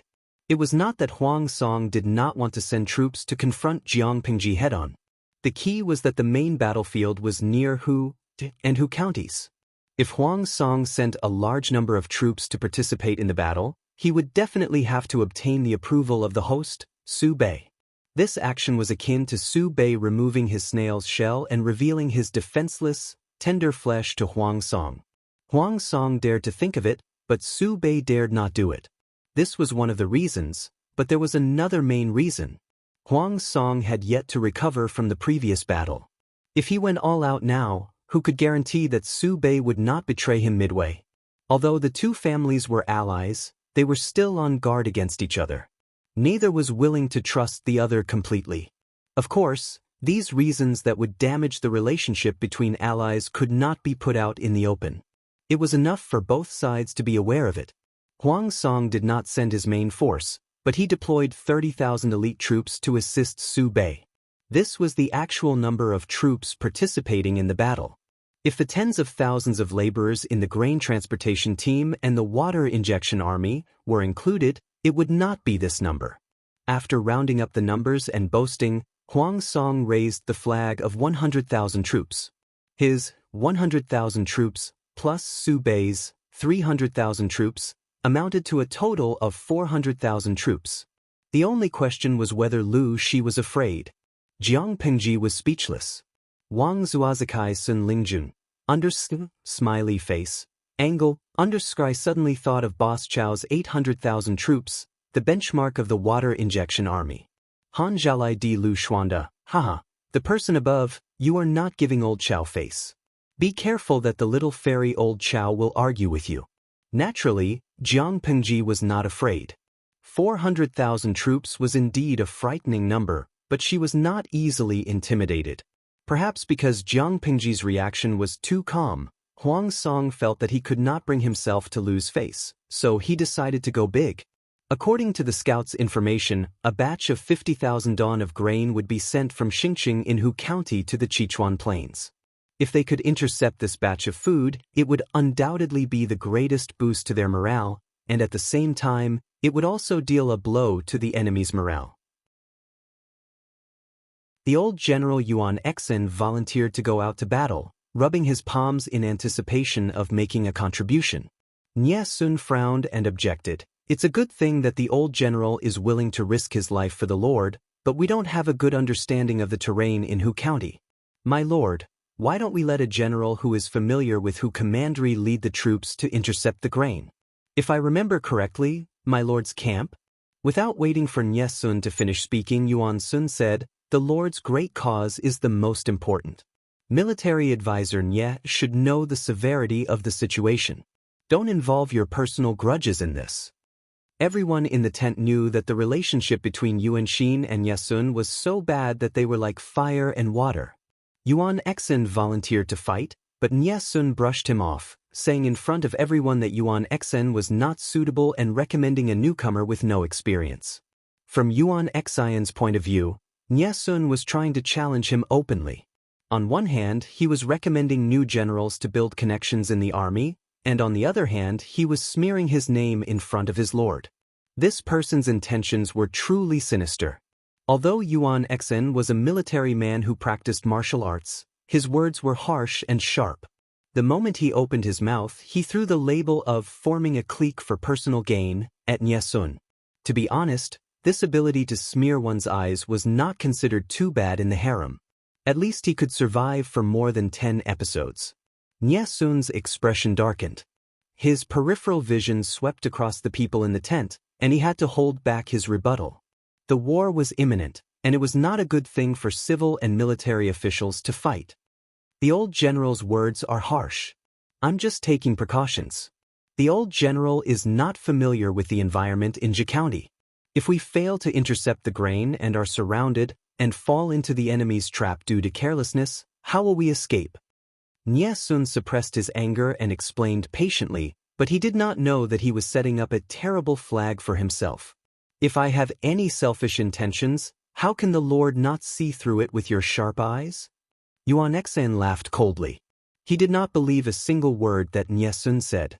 Nie Sun gave in for the sake of the big picture, so Yuan Xen only thought that he was guilty. Not only did he not forgive him, but he was also aggressive. He knew who Nie Sun wanted to recommend. A general from Hu County who was not famous and did not have much experience in battle. Nie Sun wanted to entrust such an important task as intercepting the grain to a newbie. How could he not see through what he was secretly planning? Wasn't it because he saw that the Yuan family's general had too much power in the military, so he wanted to instigate the Lord to support a newbie to balance the military power? If Nie Sun succeeded, those powerful generals would owe him a favor, and his status in the Lord's tent would rise as well. Humph, what a good plan. Yuan Xian had already labeled Nie Sun as a traitor and conspirator.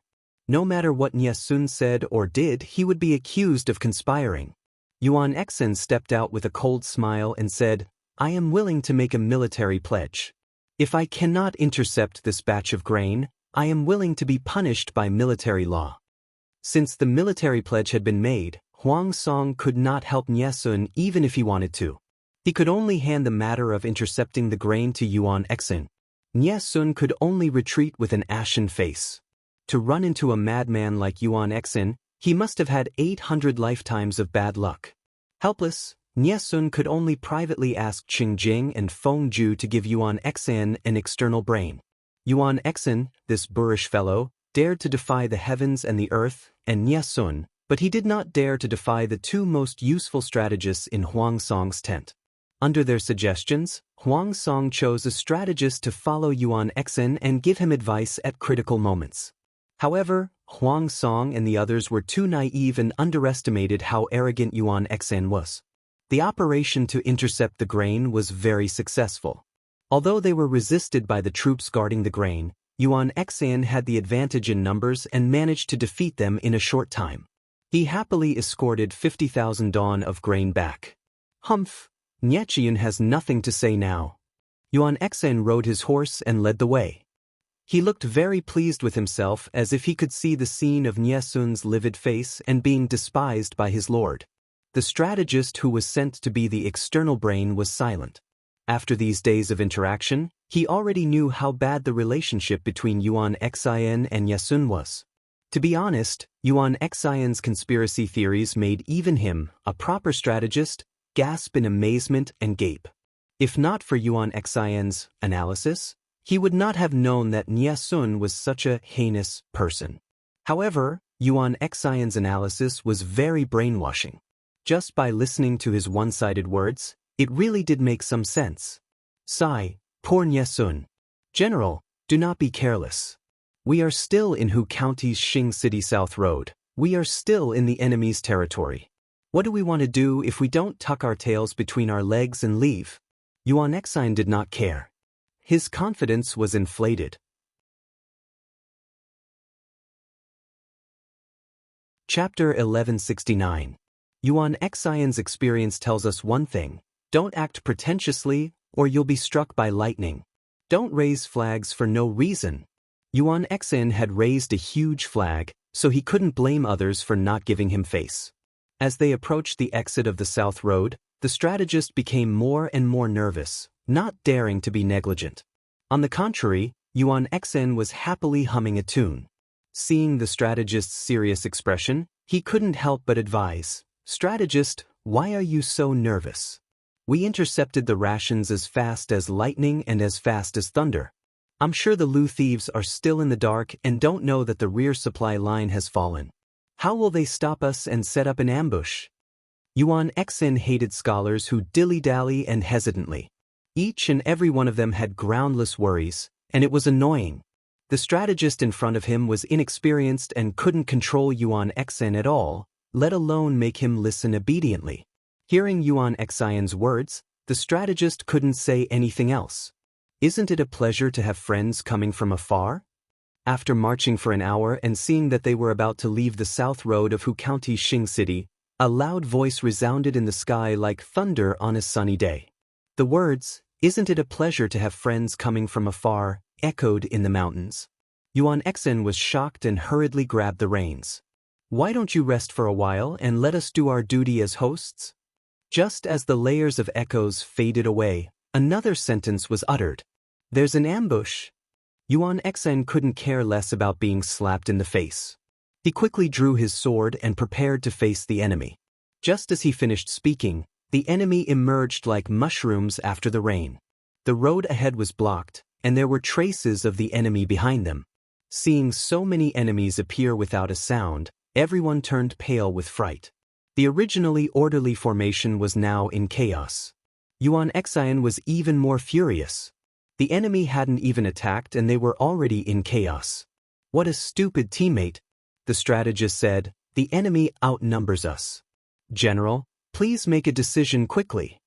This strategist was just an advisor and had no military power in the army.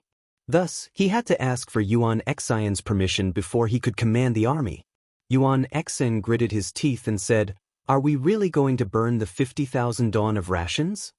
The strategist said, "If we don't burn it, the enemy will definitely take it back. It's not worth it."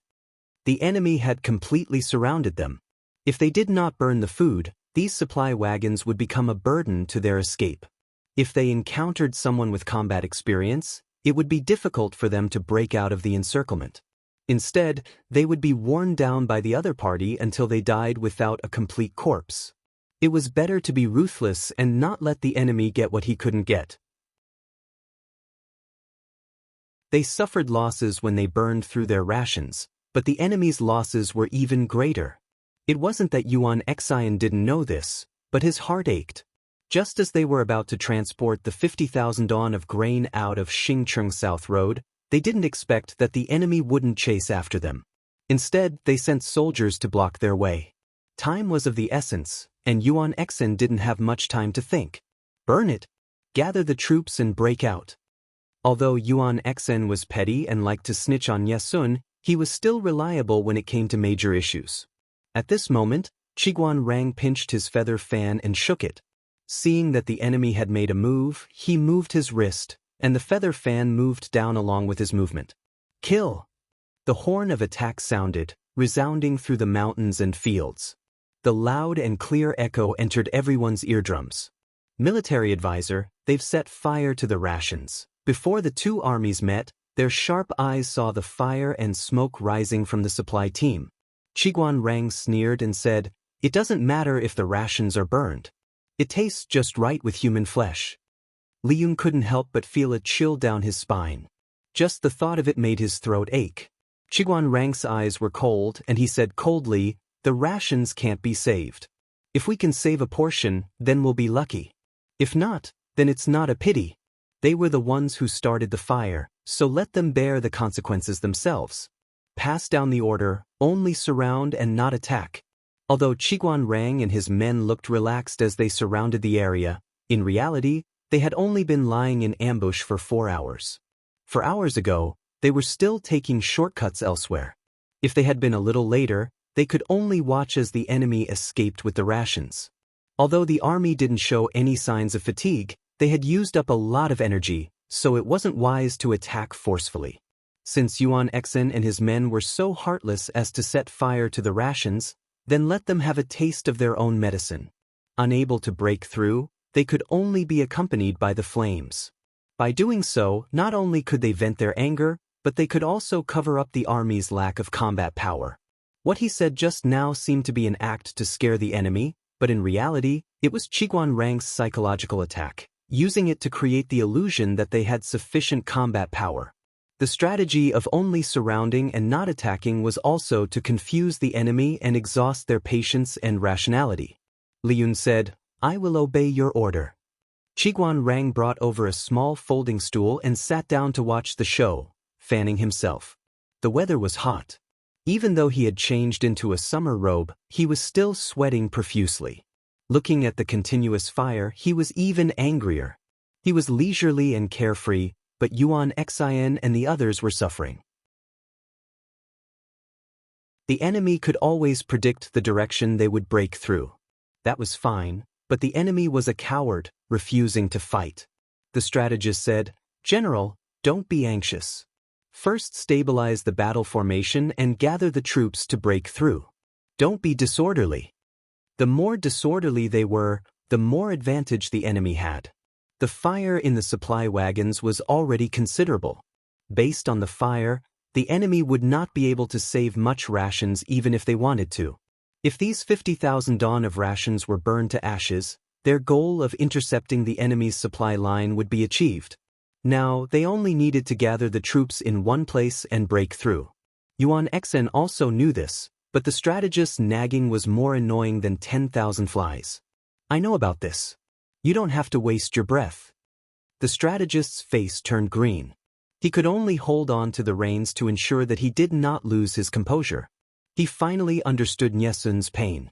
He really wanted to jump up and smash this person's head open. Defense was Qiguan Rang's fort. The troops under his tent were also well-trained soldiers. He dared not say that all of them could follow orders strictly, but they would not make mistakes in basic commands. The power of one person was not enough to be feared, but hundreds and thousands of people could form an impenetrable human wall. They could not break through in front, but there was no way back. This was the predicament Yuan Xen was in. What was more frightening was that the fire in the supply wagons at the back was getting bigger. The enemy was further shrinking the line of defense, squeezing their space. The number of soldiers killed by the enemy was not as many as those burned to death. At this moment, Yuan Xian's face was ashen. He knew the enemy's plan. How sinister! Battle cries shook the heavens and corpses littered the field. Yuan Xian and his men's eyes were red from killing. After fighting for 2 hours, they finally successfully broke through the encirclement with the remaining soldiers from Xingqing South Road. In this battle, Yuan Xian lost 50% of his troops. Out of the 50%, 70% were burned to death. It was not easy to break through. Yuan Xian and his men naturally did not dare to stay. They led the defeated soldiers and escaped as fast as the wind. Li Yun led his troops and pretended to kill for a while, until the enemy's silhouette disappeared without a trace. Qiguan Rang held a feather fan in his right hand and a folded folding stool in his left. He looked in the direction where the enemy left.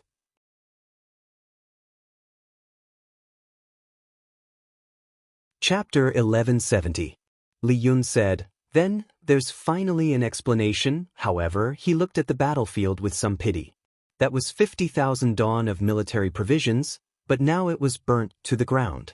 Fortunately, the military counselor had calculated the enemy's marching route, so they were able to stop the troop that intercepted the provisions in time.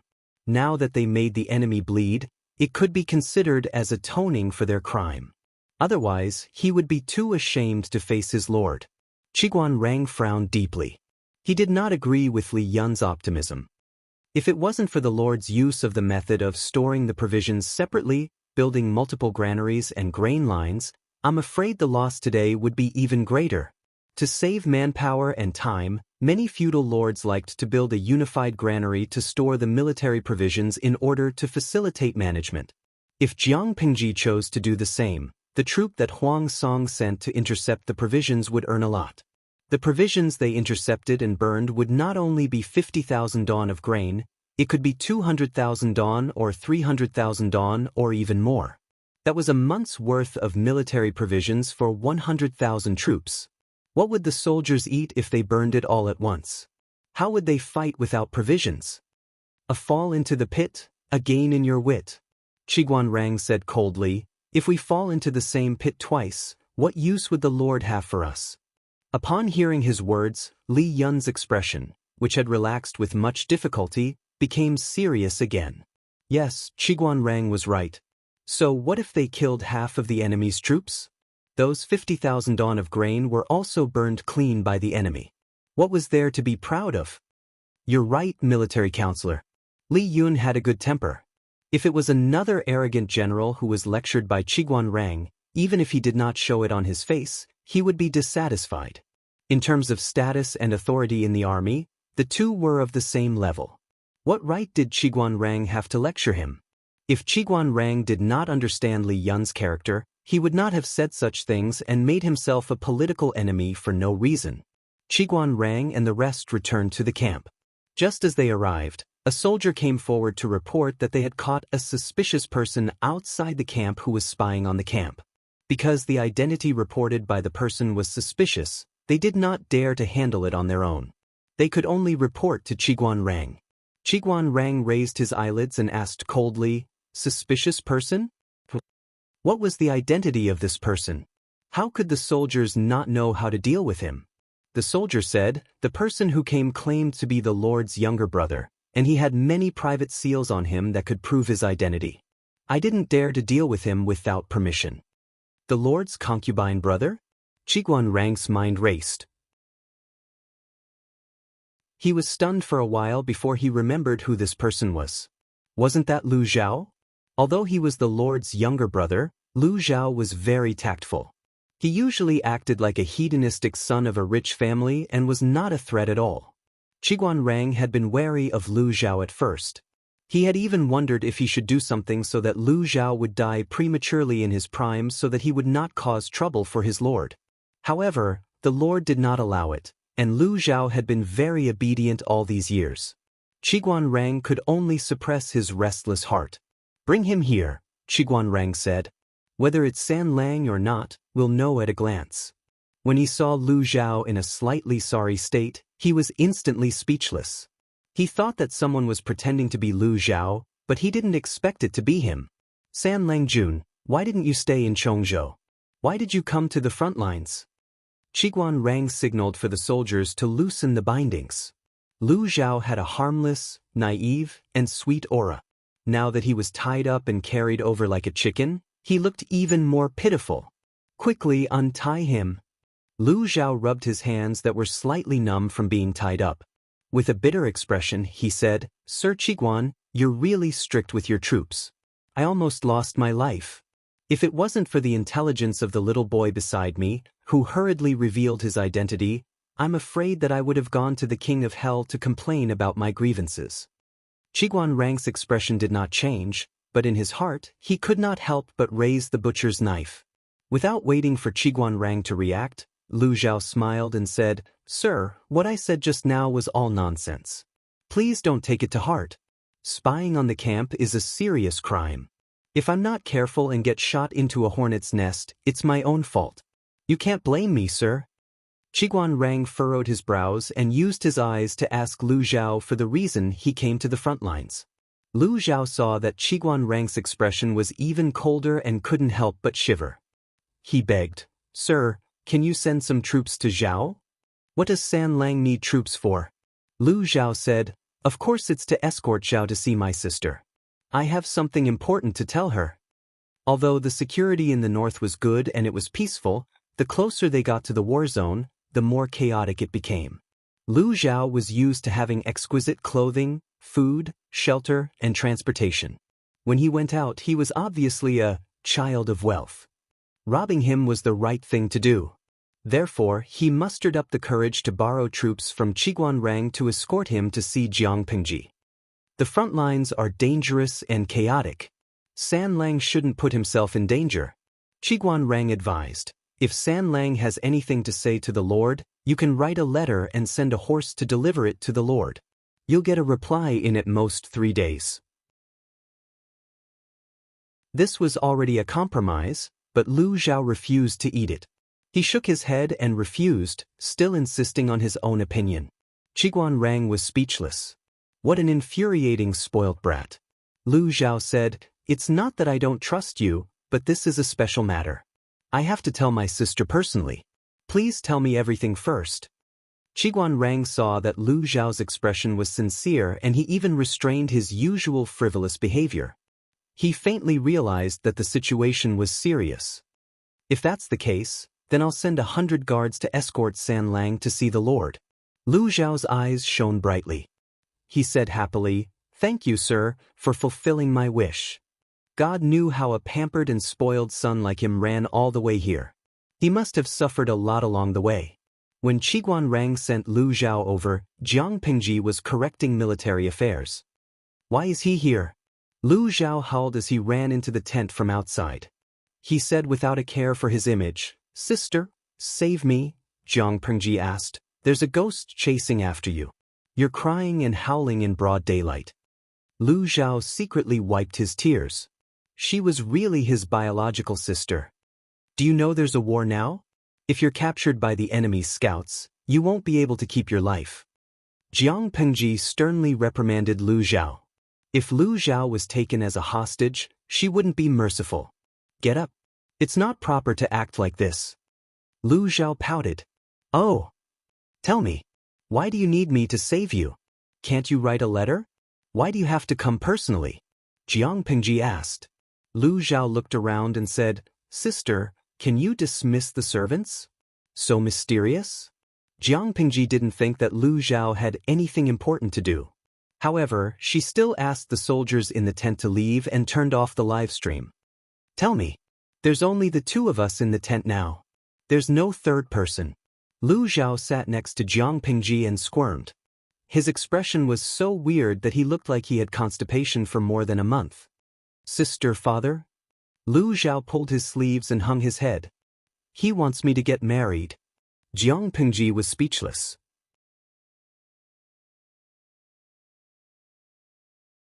Chapter 1171. You don't like it? Is it because the woman's family background is too low? Jiang Pingji frowned. Although Lu Zhao was the son of a concubine, marrying the daughter of a hunter, even if she had saved his life, was too unseemly. Lu Zhao's expression froze as if he wanted to say something. But when he saw Jiang Pingji's face, he swallowed his words. Do you think I'm someone who cares about my family background? Father liked that girl, and in order to make father smile, little brother married her. But, Lu Zhao said, but little brother has some reasons that others can't know, so I can't marry that girl. I definitely can't. Jiang Pingji glanced at Lu Zhao. Not enough for outsiders to understand? Lu Zhao avoided her gaze and awkwardly changed the topic. A few days ago, I went to visit Master Liaochen in Hejian County. I heard that Master Liaochen is a good friend of Min's mother. Jiang Pingji looked down and asked, and then? Lu Zhao laughed dryly.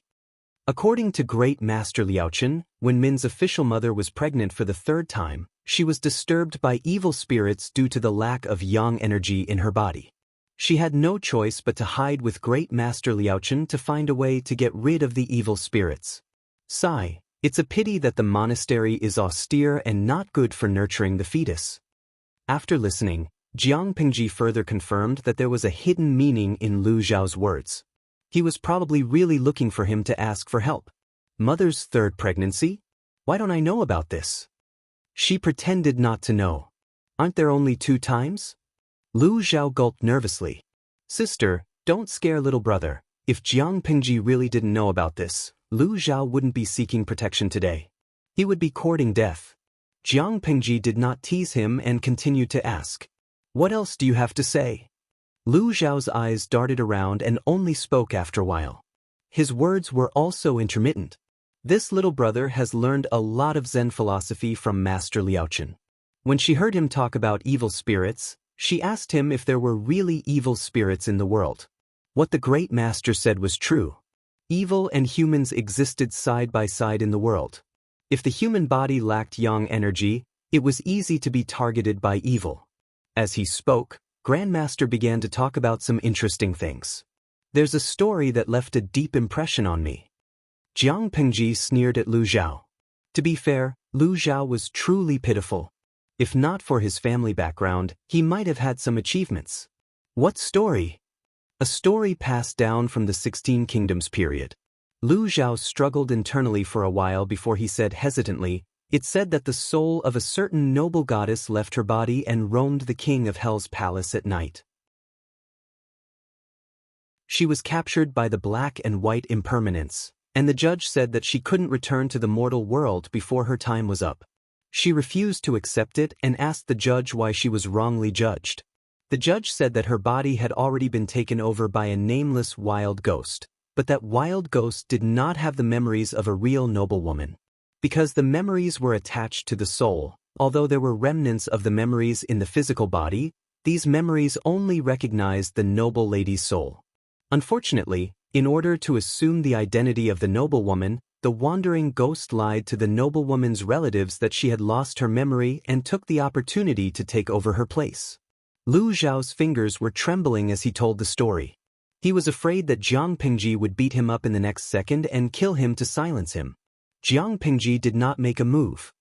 Ah Zhao, are you saying I'm a nameless ghost? Lu Zhao's face was pale as he shook his head. Even if he was given 10 guts, he wouldn't dare to openly provoke them. Although he didn't know who this sister of his was, Master Liaochen also said that he couldn't afford to offend her. Lu Xiao didn't have any interactions with the original Lu Shi. They weren't close siblings, but the person in front of him had taken care of him. Moreover, Lu Xiao thought about the truth he discovered not long ago. He felt a chill on his neck and couldn't sleep well at night. He was afraid that when he woke up the next day, his brain would move. He thought that his hidden identity could provide him with protection, but he didn't expect that he was also an abandoned chess piece on the surface. As an abandoned chess piece, there was no guarantee of his life. When the chess player felt that he had lost his value, he would only end up being abandoned. He cherished his life, and he wanted to live. After thinking about it, he still took Master Liaochen's suggestion and came all the way to Jiangpingji. Forget it, I'm not an unreasonable person. No matter what you know, if you want to live for a long time, it's better to continue pretending to be deaf and dumb. Even if you really become a pig, I'll allow you to live the rest of your life in luxury. Lu Xiao couldn't help but shiver. Concubine Dai was right. When the gods fought, a small shrimp like him didn't even have the qualifications to be cannon fodder. Lu Xiao laughed dryly. Sister, I naturally believe in your words. I'll have to ask you to take care of my father. Jiang Pingji rolled her eyes at him. She rolled her eyes angrily. If you're so afraid of my father, why did you dare to escape? Lu Xiao said, I had to choose the lesser of two evils. Didn't I have you to protect me? Jiang Pingji said, stay in the camp and don't run around. The battle at the front line is serious. Don't add to the chaos. Lu Xiao secretly heaved a sigh of relief. He secretly glanced at Jiang Pingji's eyes. He wasn't sure if Jiang Pingji had received his hint. If she had, why was she so calm and unperturbed? Judging from her reaction, she seemed to have known the inside story for a long time. If she really knew, why could she pretend that nothing had happened? What are you thinking about? Jiang Pingji asked out of the blue. Lu Xiao blurted out. Of course I'm thinking about you. I'm thinking about why you're not afraid, Jiang Pingji said. Superfluous feelings will blind people's eyes and cause them to be blind, so they can't see more concrete things. Lu Xiao asked in return, so you don't have superfluous feelings? I don't have that, so I see far more things than you do. People will be afraid of the unknown, but things that they know won't. With that, Lu Xiao was even more certain of his guess. It's getting late. You should go and rest first. I still have to deal with government affairs. Otherwise, I'll stay up until late at night again. Lu Xiao left tactfully. He left. Jiang Pingji didn't deal with government affairs according to his instructions. Instead, she stared at the god slayer on the sword rack in a daze. Suddenly, she asked in her heart, System, Lu Shi didn't die, right? According to Wei Si's revelation, Jiang Pingji didn't obtain the memories of the body's original owner. Because of the language barrier, she wandered outside. Just like the nameless wild ghost in the story, she couldn't obtain the body's memories because her soul didn't match. She could only pretend to have amnesia to deceive the body's relatives. Jiang Pingji was different. She had Lu Shi's memories. As long as she searched carefully, she could even find a lot of content that Lu Shi himself had forgotten. Before Lu Xiao told her the story, she could think that the system had helped. However, Lu Xiao came all the way here to tell her this. The weight was different. Lu Shi was very likely not dead. Thinking back carefully, Lu Shi's death was quite interesting. She was just frightened by the bandits. She stepped forward bravely to block a knife for Wei Jingxian. The knife cut her collar, but it didn't hurt her flesh. After that, Lu Shi had a high fever. After that, Jiang Pingji was pulled over by the system. Jiang Pingji's brain and spirit were strong. She could accurately sense if there was a strange second presence in a body. The conclusion was that Lu Shi's spirit had died. The death of his spirit meant complete death. Now,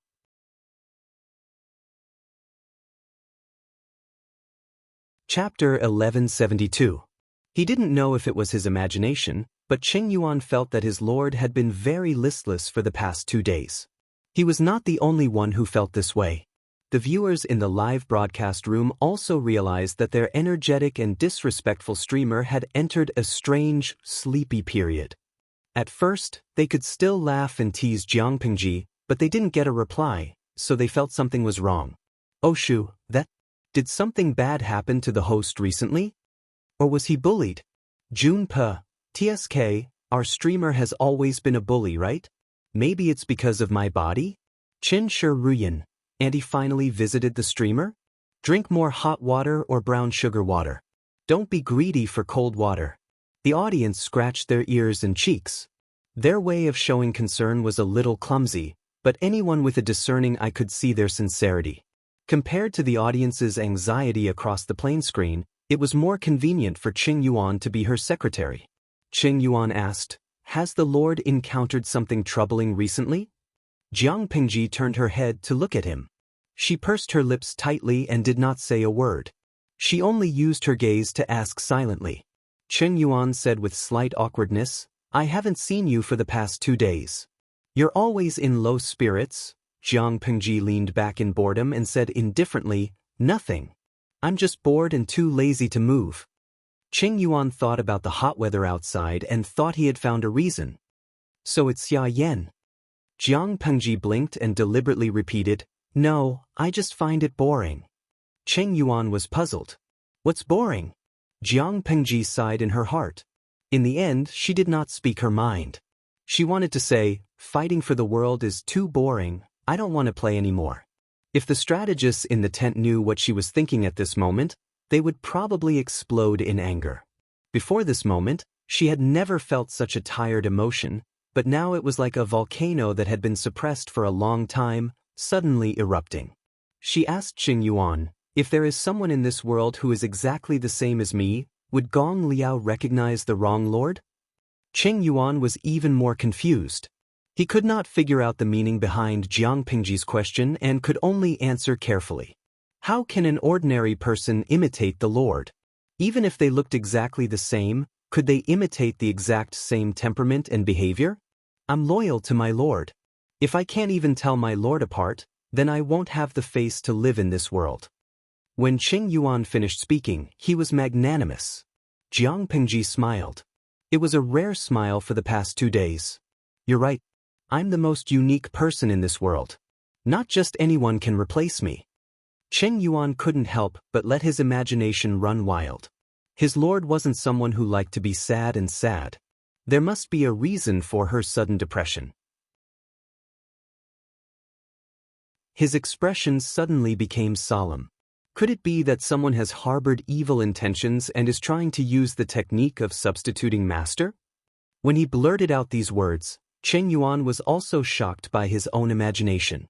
Although it's not the target, it's not far. Jiang Pingji's answer horrified Qing Yuan. "Wait a minute. How is this possible? Who has such ambition?"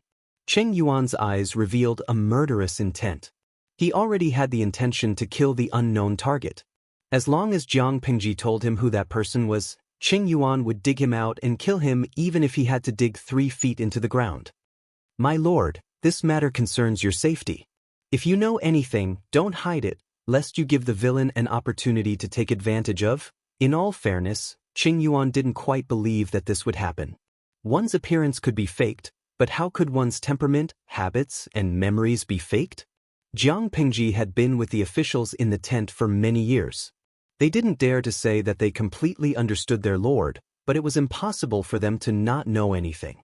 If an imposter wanted to replace her, it wouldn't take long before the truth was revealed. In this way, was there still value in substituting master? Qing Yuan was suspicious and worried, but his lord was smiling so easily that he didn't know what to do. "Haha, I'm just teasing you. It's just that I had a very realistic dream a few days ago. I found out that a demon copied my memory and took over my body. He took the opportunity to blend in with you. I couldn't tell the difference between a dream and reality for a while. I've been paranoid for the past 2 days and scared you instead. It's my fault." Jiang Pingji laughed and tried to deal with Qing Yuan. However, she was very clear in her heart whether this was a joke or not. Lu Zhao hinted that the real Lu Shi was still alive, so she knew that things were not that simple. She could obtain the memory of the original Lu Shi with the help of the system. Who knew if the original could obtain her memory from the system?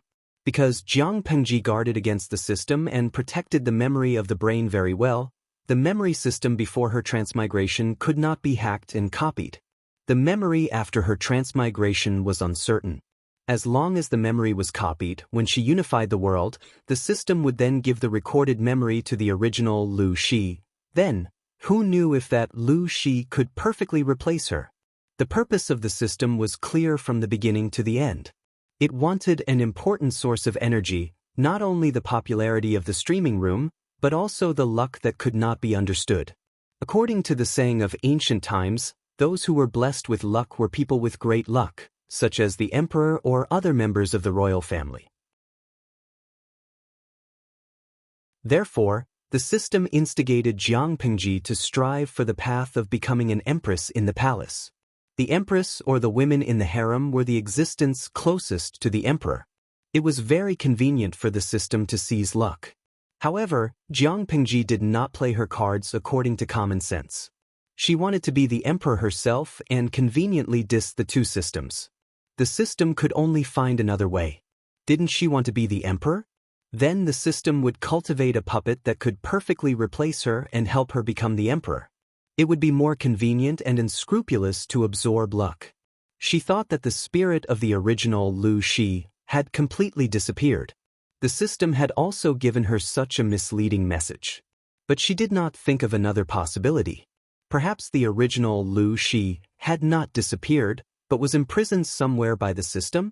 If the original Lu Shi was used as a trump card to deal with her, it would be a very good card. It would definitely be able to catch her unprepared. Analyzing from all aspects, substituting the original Lu Shi was the most efficient method. If Lu Zhao had not secretly informed her, Jiang Pingji would have taken a long time to realize this. Thinking of this, she could not help but frown.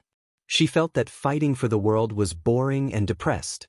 It was not that she was afraid of the person behind the scenes, but she did not like people coveting her achievements.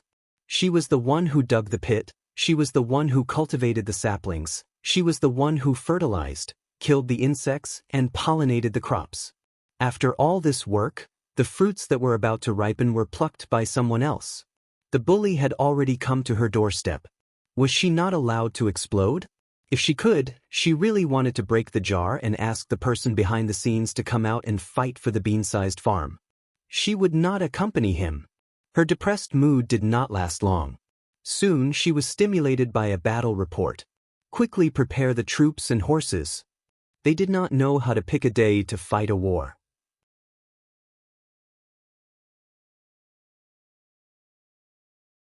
Chapter 1173.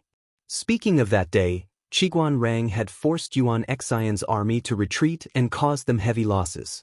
Yuan Xian had successfully escaped with his defeated army, like a stray dog.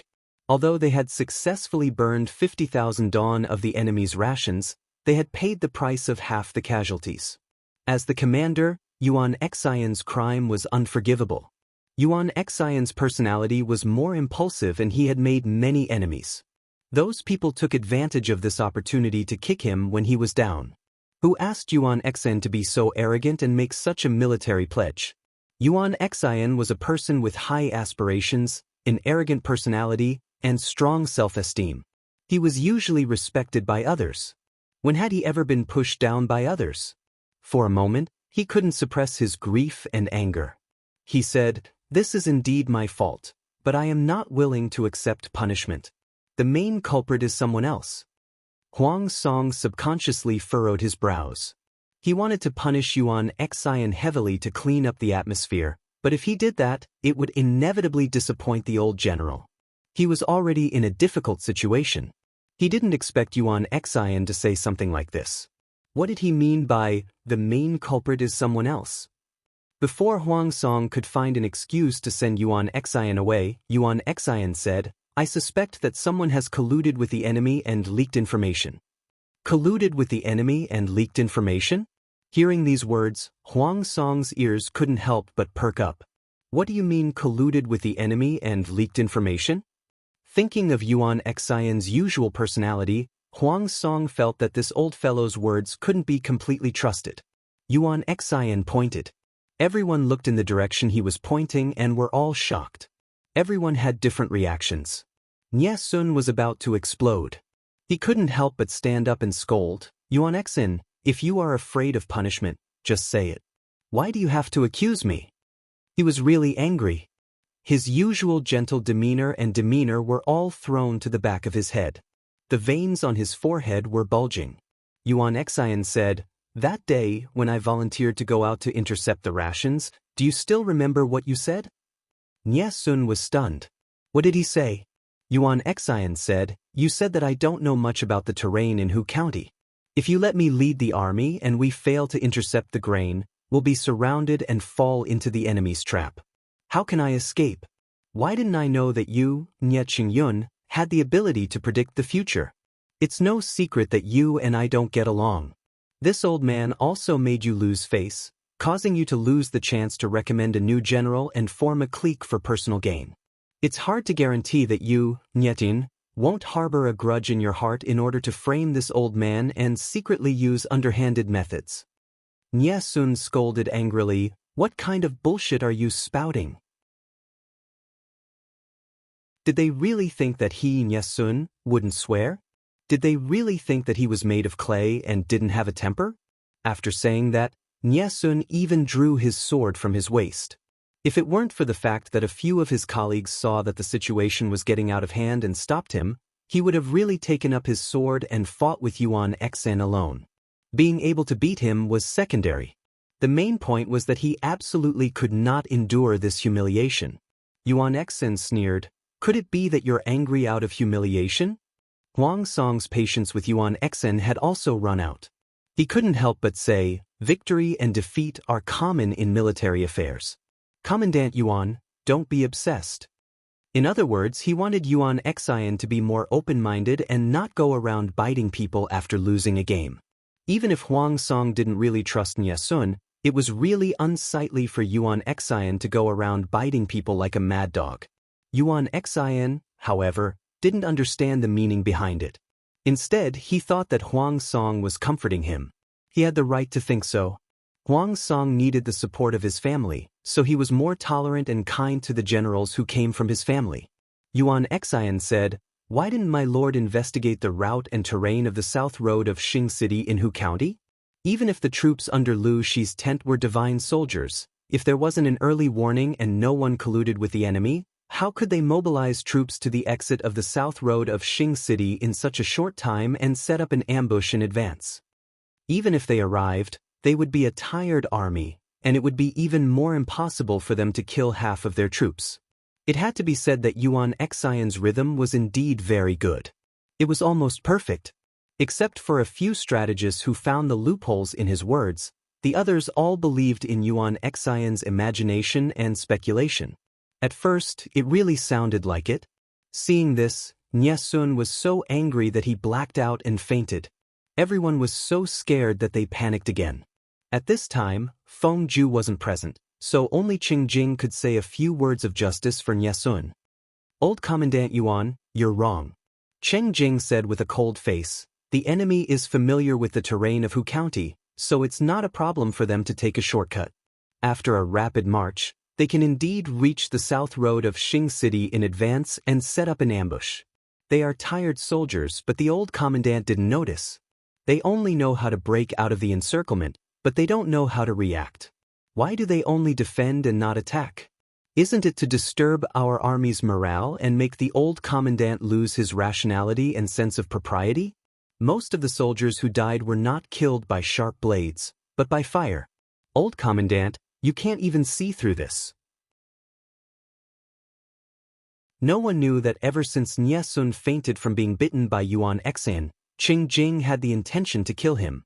Keeping such a person around would cause more conflicts between the civil and military officials under the Lord's command. Sooner or later, there would be a big mess. Huang Song couldn't stand it anymore. He called for a military doctor for Nie Sun and told Yuan Xan to go away and reflect on his actions.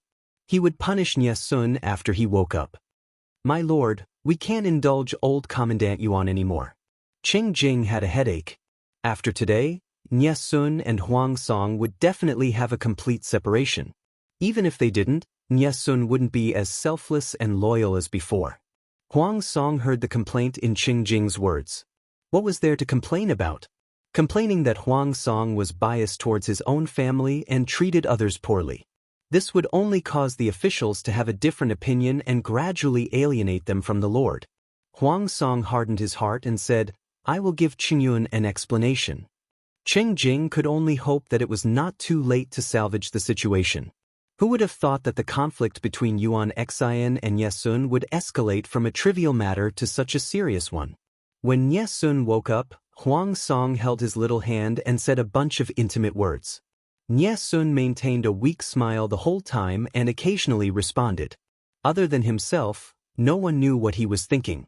There were still cracks in a broken mirror, let alone a person's heart. Under Yuan Xian's various death-seeking efforts, Yesun developed a deep animosity towards Huang Song. Fortunately, they still had a common enemy to deal with. For the time being, they didn't have the energy to engage in any internal strife. The conflict between the people under Huang Song's command was also temporarily diverted because of the war. South Xingxing intercepted the rations. Our side suffered heavy casualties and the enemy lost 50,000 dawn of rations. It was barely considered a draw. Huang Song was about to prepare for the next step when he suddenly received a secret letter from Su Bei. In this war, Su Bei was the main force. Huang Song was only a support. Su Bei's troops and Jiang Pingji's troops fought on the Sichuan plains to attract the main force. He requested Huang Song to bypass the main force and launch a sneak attack on Hu County. Although Jiang Pingji had a few supply lines, they were all concentrated in Hu County. Once Hu County was lost and the rations were cut off, their side would gain the upper hand.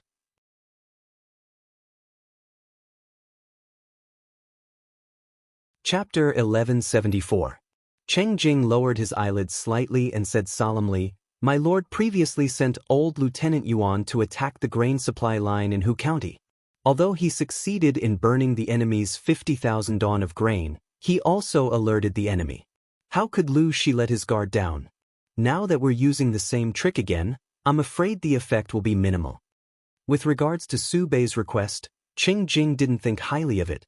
Su Bei and Jiang Pingji's battle at Sichuan Plain had indeed attracted the attention of most of the troops, but this didn't mean that Huang Song could easily infiltrate the enemy's rear without any risk. The long-distance march was secondary. They were afraid that Jiang Pingji would react quickly and cut off Huang Song's main force's retreat. Hu County was a major grain-producing county. It was also the main supply channel for Jiang Pingji's army. How could it be unguarded? It was true that Huang Song and Su Bei had formed an alliance, but they wouldn't go so far as to put themselves in a perilous situation for an ally. This seemed like an easy job, but in reality, it was hard work without any benefits. No one knew who had given Su Bei such an idea. This was too much of a trap for their allies. It wasn't that Huang Song didn't understand Cheng Jing's words. However, this was the first time he was working with Su Bei in an alliance. It wasn't good to shirk responsibility. They had formed an alliance because of their interests and standpoint. There was no basis for trust at all.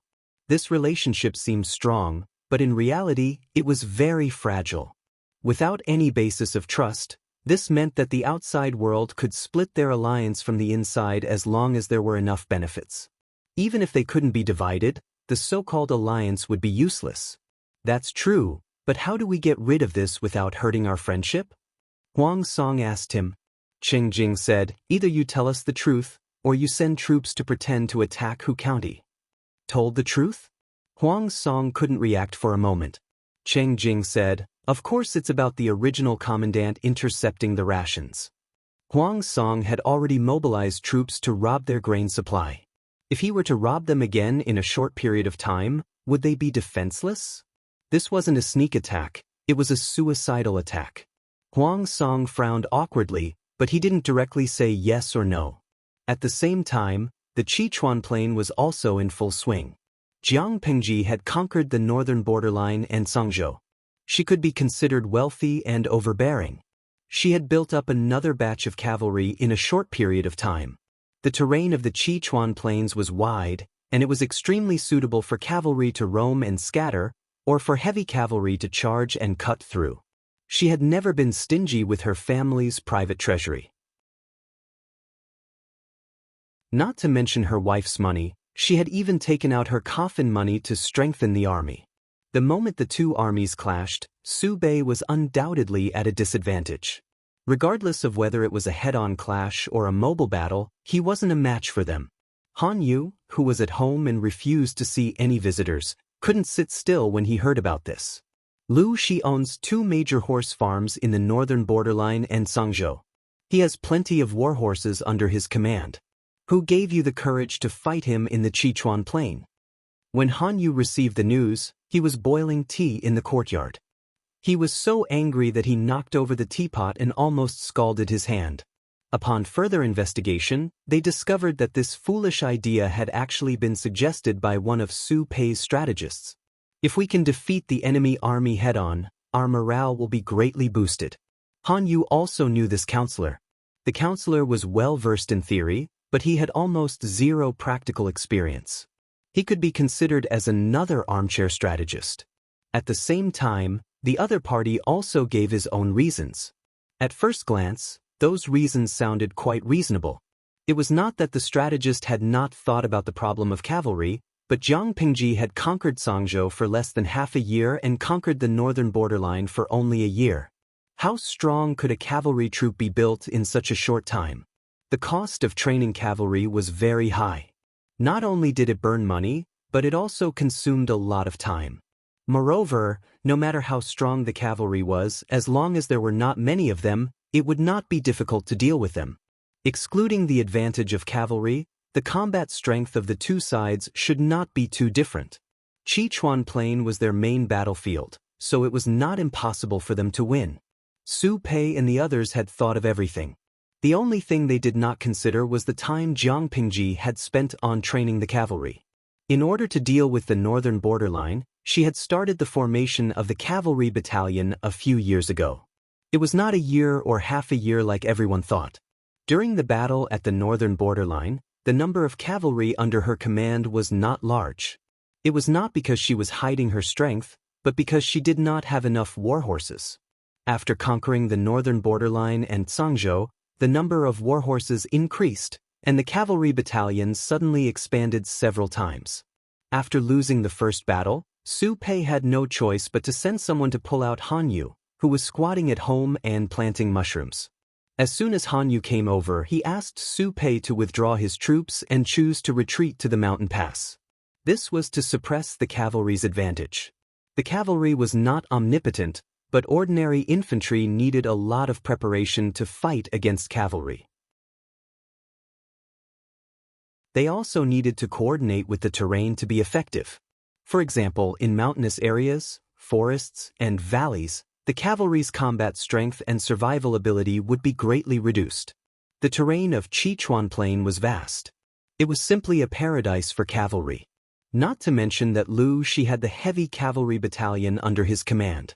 No matter how strong their defense was, they would not be able to withstand the joint attack of thousands of heavy cavalry. Instead of choosing to fight head-on, it was better to retreat and use the terrain to stabilize the military situation. Han Yu was cautious by nature. If this battle had been handed to him from the beginning, even if he did not know the strength of the enemy, he would have chosen the safest way to fight. After stabilizing the situation, he would then think of ways to expand the results of the battle. Blindly greedy would only cause him to be consigned to eternal damnation. His choice was a harsh slap to the face of the previous strategist. However, Su Pei valued Han Yu so much that he could not even speak sarcastically. Han Yu did not know how the other party felt. He was only concerned about the situation of the battlefield, such as the losses in the previous battle. When Su Pei withdrew his troops and retreated to defend, Yang Si knew that Han Yu had come out again. Isn't he at home closing his door to guests? Is that a disguised form of confinement? Han Yu was Yang Si's nemesis. Yang Si had no temper at all when faced with this fellow. Qin Gong said, Han Yu is Su Bei's most trusted strategist. The two of them had a small conflict, but it will not be a stalemate forever. Ordinary couples fight at the head of the bed and reconcile at the end, not to mention the importance of this battle. Even if Han Yu has a grudge against him, he will not sit idly by. Yang Si, who was originally burning with anger, could not say a word. Qin Gong's honest analogy made him feel like he could not bear to look straight at it. Yang Si did not speak. Qin Gong asked again, "Strategist, is it possible that I have said something wrong?" "No." Yang Si put down his hand and coughed softly. "It makes sense." Qin Gong asked, "What should we do now?" Su Bei's army has retreated and the surrounding area is filled with forests and hills. If Su Bei and his men were to stay here, the combat strength of the cavalry would be equivalent to being crippled unless they found a way to lure them out. Of course, the other way was to attack by force. This would increase the number of casualties. Just as Yang Si was hesitating, the messenger sent news that their lord had dispatched troops to the front line. Yang Si, no way, their lord had finally settled down for a while. Why did she suddenly run to the front line? If their lord wanted to show off in the battle, how could he dissuade her? "I'm done for," Yang Si mumbled. Qin Gong asked, "What's done for?" "I'm done for."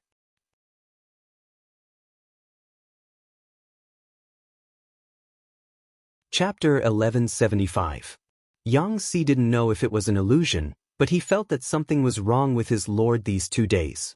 She was like a firecracker that would explode at the slightest touch.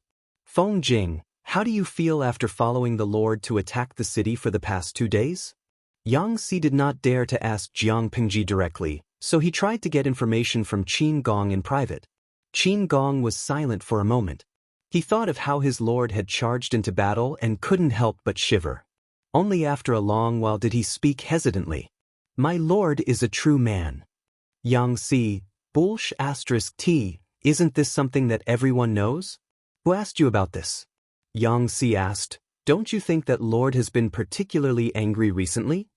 Usually, they did not reveal themselves and looked very normal. However, when they fought, they were several times more ferocious than before. They fought without any regard for their lives. Although they did not manage to break through Su Bei's army's defensive line, after 2 consecutive days, Su Bei's defense seemed to be straining. Qin Gong asked hesitantly, "Really? I have only been with His Highness for a short period of time and do not understand him as well as the military counselor." After saying that, the upright young general revealed an ashamed expression, as if he had committed a grave mistake. Yang Si said, "Our lord is not like this usually. She knows when to stop fighting.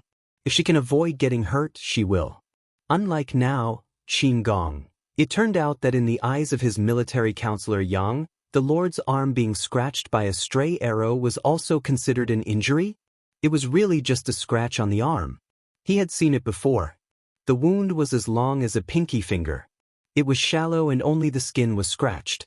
Yang Si's worries were not unreasonable. Jiang Pingji indeed vented her negative emotions through the war. She had killed to her heart's content, but it was a pity for those who had died under her blade. None of them had a complete corpse. The god-slaying blade had a unique origin. It was a weapon that was on par with the Federation's Marshal's blade. It could easily slice through space armors, much less a human body. She killed for a while until her arm was scratched by a stray arrow. A slight pain came from her arm, and she calmed down. No matter what happened to the original Lu Shi, the owner of this body was her, not anyone else.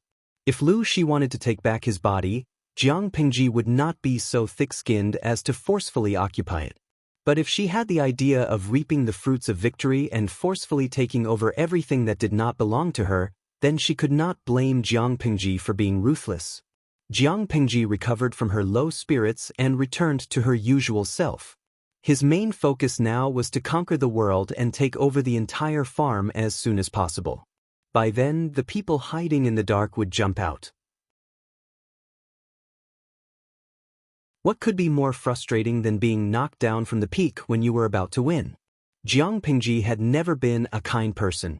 Since he had offended her to death, then don't blame her for being ruthless and taking revenge.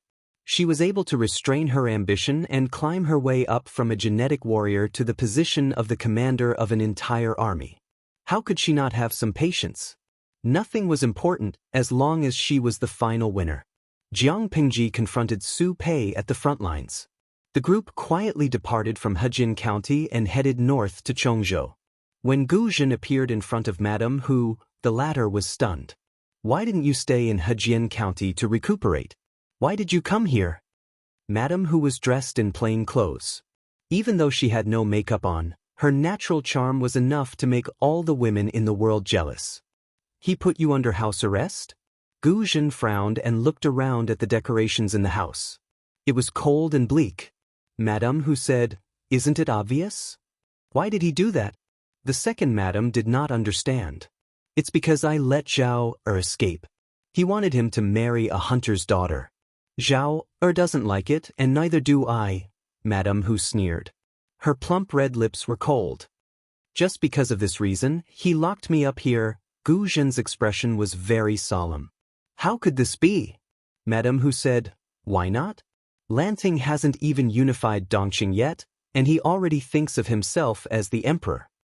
Faced with Madam Hu's sarcasm, the second madam said, Bai Dai. Madam Hu said, are you here to persuade him? The second madam said, of course not. I think you've misunderstood something. Shut up, Gu Zhen. Madam Hu was so angry that she stood up and glared at the second madam. She sneered and said arrogantly, I've said it before. Don't mess around in front of me. She's just the daughter of a concubine who stole Gu Min's status. I don't need you to interfere with what I do. The two of them did not have a good relationship. They could maintain a facade in front of outsiders, but once there was no one around, they would completely reveal their true colors. Gu Zhen's expression changed. She said, I really don't know what's wrong with you. Why have you treated Lu Shi like this all these years? She still remembered that Bai Dai and Lu Shi had a good relationship. They were childhood sweethearts and cousins. After Lu Shi married Gu Min, the two of them rarely contacted each other. Later, Bai Dai became Lu Shi's concubine. Logically speaking, the two of them should have been closer, but now they were like enemies. There was almost no buffer time for such a big change. It was as if everything had changed overnight. You don't need to care about this. Madam Hu's attitude was overbearing and unreasonable. Gu Zhen said, if it wasn't for my sister, I wouldn't have cared about you. Madam Hu said, don't be so arrogant. You can say nice things, but you still have to snatch. Can you refute that? There were a few things that she hated the most in her life. One of them was that Gu Zhen had replaced Gu Min as Lu Shi's legal wife. Although Lu Shi was not a good person, only Gu Min was worthy of the position of legal wife. Gu Zhen did not want to be entangled with Madam Hu on this issue. The two of them had argued over this issue more than 100 times. Gu Zhen said, I know your temperament. There must be a reason why your attitude towards Lu Shi changed so much. I asked you before, but you always refused to tell me. Now that your relationship with Lu Shi is so strained, are you still going to hide it from me? Does this have anything to do with my sister? Madame Hu said, if I said that Gu Min did not die of illness, but was strangled by Lu Shi with a white silk, would you believe me? Gu Zhen's eyes widened and her mind went blank when she suddenly tossed out a huge bomb. Bai Dai, what did Bai Dai say? Are you kidding me? How could brother-in-law use a white silk too? This was simply the biggest joke in the world. Why not? I saw it with my own eyes. Although I didn't see the person, I saw the shadow through the door and window. It was indeed Lu Shi who strangled her with a white silk. Gu Zhen finally revealed the secret that she had suppressed for more than 10 years. The next day, Lu Shi pretended that nothing had happened. He even pretended to show such a disgusting expression, as if he was really in love with Gu Min *T. It was all fake. Gu Zhen really wanted to say something, but the door outside suddenly opened. The two of them heard the movement and turned their heads in unison. They saw a middle-aged man in a scholar's robe standing at the door.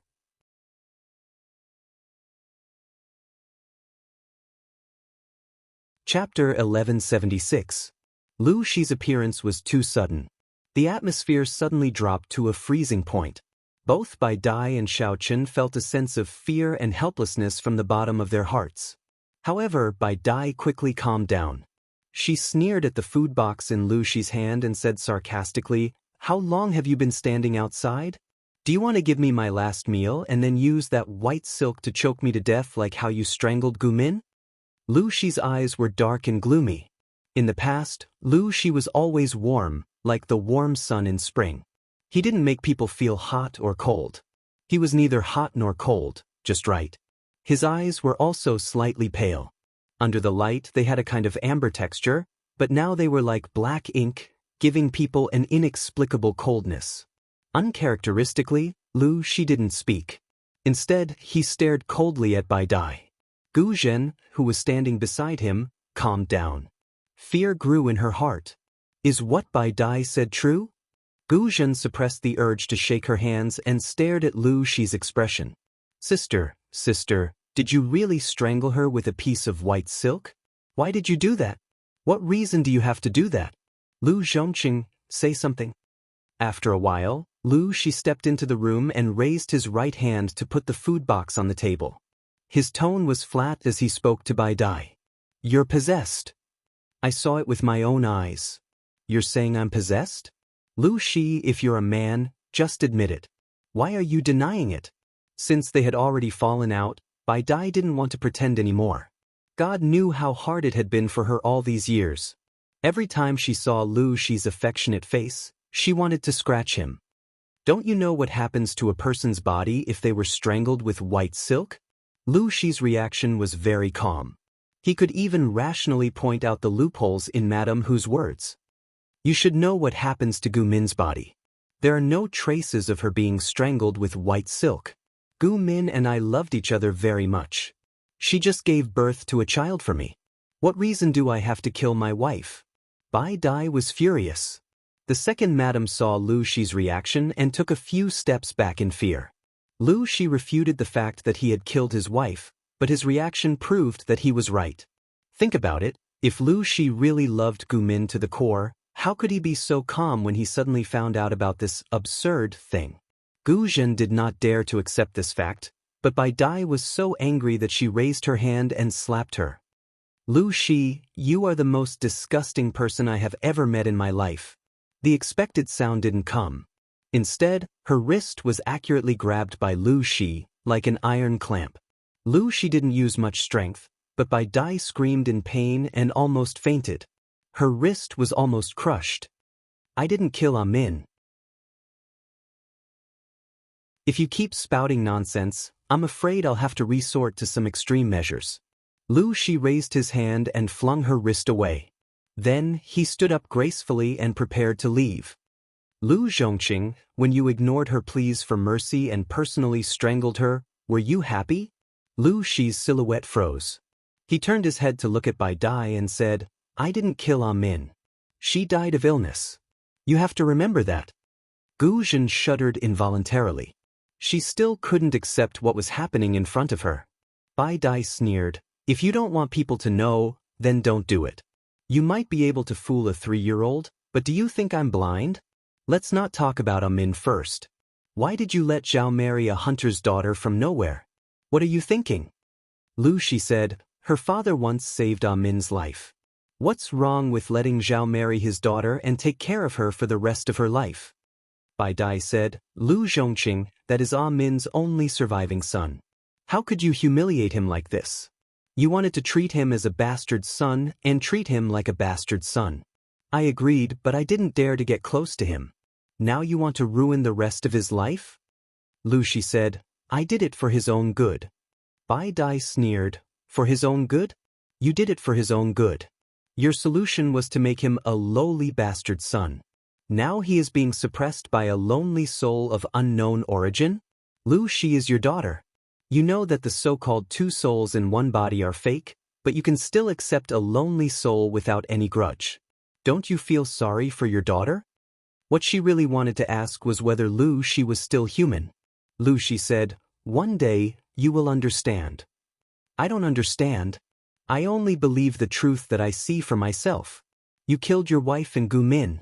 You abandoned your daughter and let the evildoer take over her body and get away with it. You made the honorable son of Lu Shi a bastard and raised him to be useless. Lu Zhongqing, what are your intentions? Bai Dai's words were full of blood, but Lu Shi didn't seem to hear it. I told you, you don't understand. You devil! Bai Dai had a bad temper. She had always been unmoved by force or persuasion. Lu Shi's words didn't work at all. Instead, it triggered the resistance that she had suppressed for many years.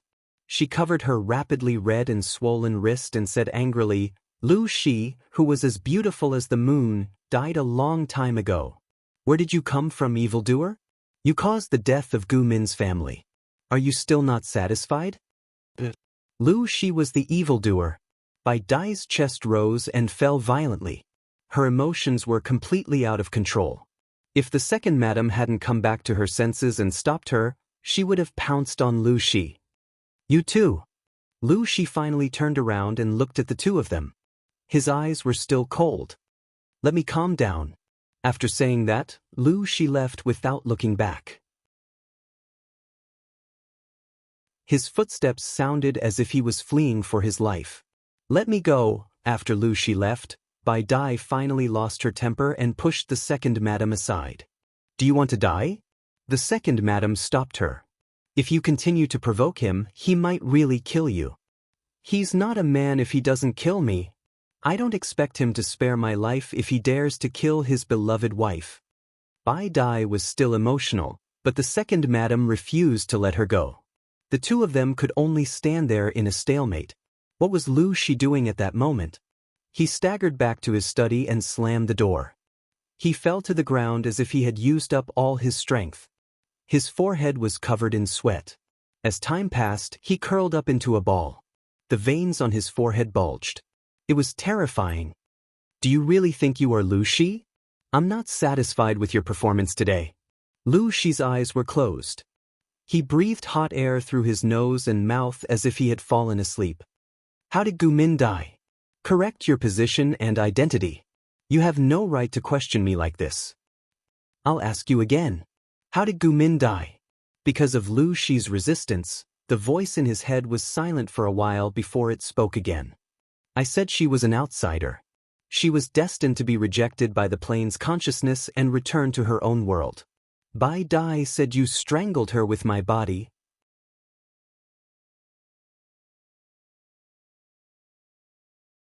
Chapter 1177. Lu Shi clenched his fists. He bit his pale lips so hard that they started to bleed.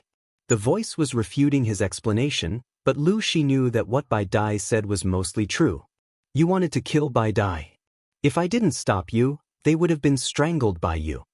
Lu Shi looked calm and said indifferently, if there was no inside story behind Min's death, why did you try to kill her? But the voice in his head didn't respond.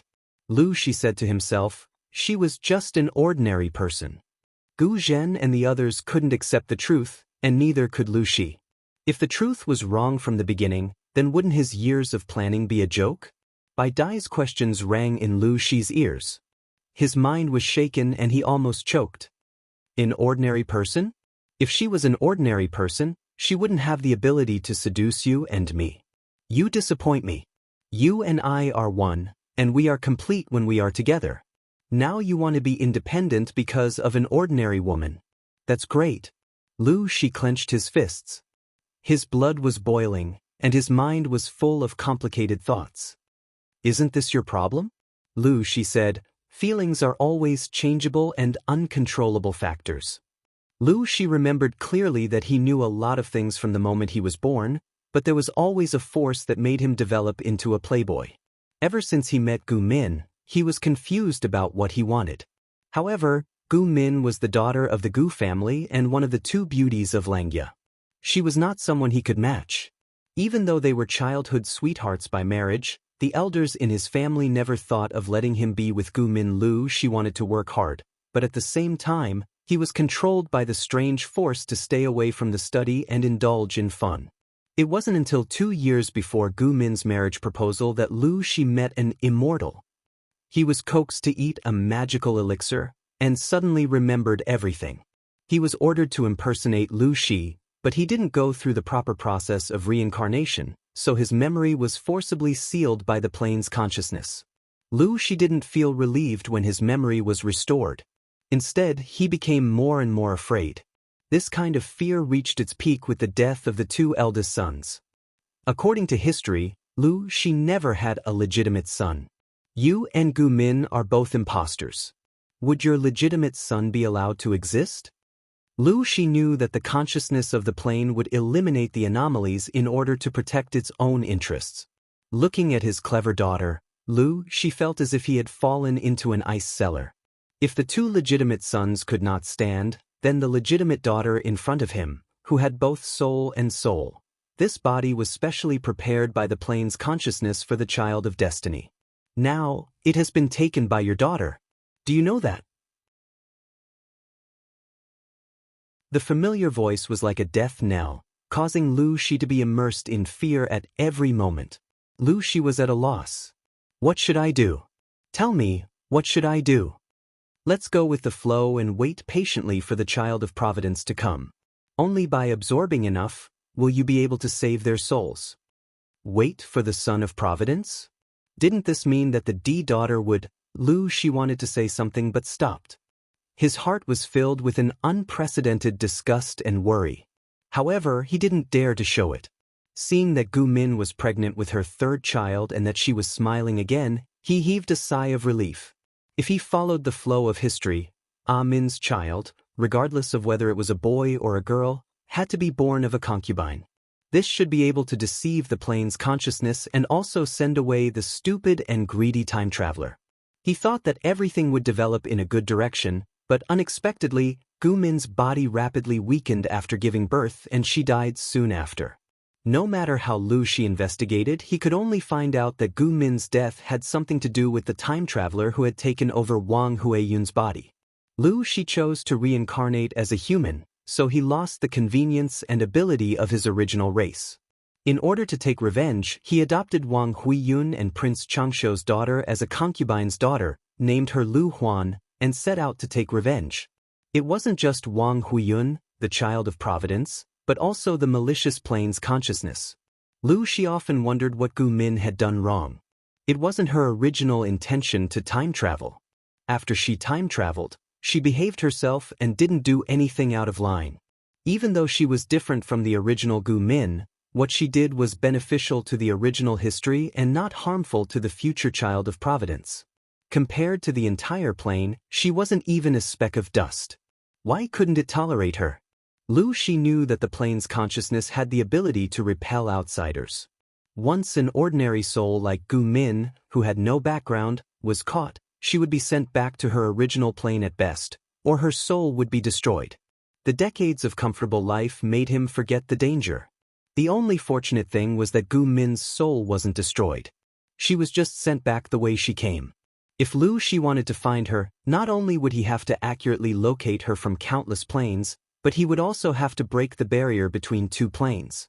The difficulty of this task was even more unbelievable than asking his original body to fall in love and give up on revenge.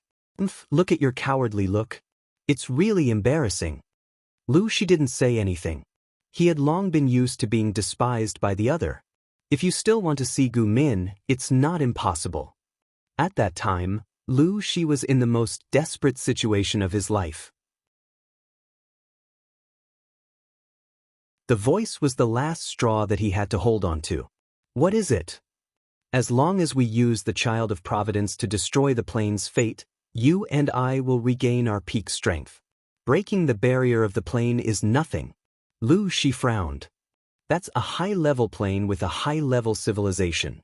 Although the level of civilization in the environment where Gu Min lived was still very low, because of the intervention of the child of providence, that plane was directly promoted to a high-level plane.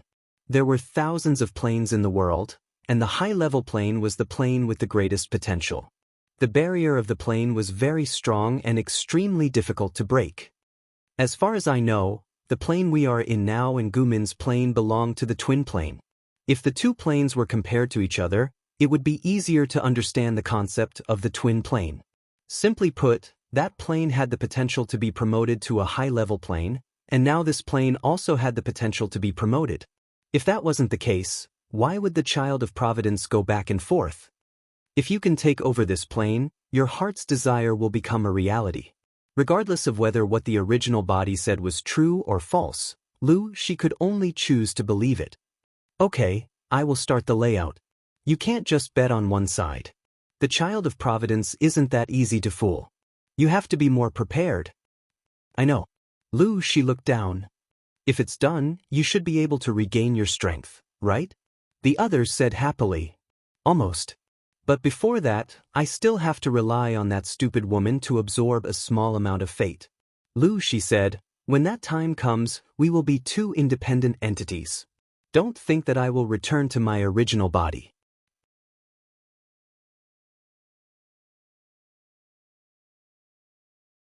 Chapter 1178. From the moment of separation, you and I are two independent entities. I'm not your vassal. Lu Shi barely regained his senses. Because of his return to reason, he had to restrain himself from completely falling out with the other party. Perhaps the target of his revenge would not only be the previous ones, but also one more. This is just your personal opinion, a foolish and naive one. Do you think that by possessing a human body and living as a human for decades, you are really a human in your bones? Even if you are willing to be a human, you still have to ask the consciousness of this plane and the patrolling merchant if they are willing to let you go. Gu Min was lucky enough to be expelled, but what about you? Your soul was destroyed and turned into cosmic dust. If you insist on being independent and resist my fusion, neither of us can resist the harm of the outside world. Are you willing to die like this? The voice knew Lu Shi's weakness too well because Lu Shi was the love it had separated.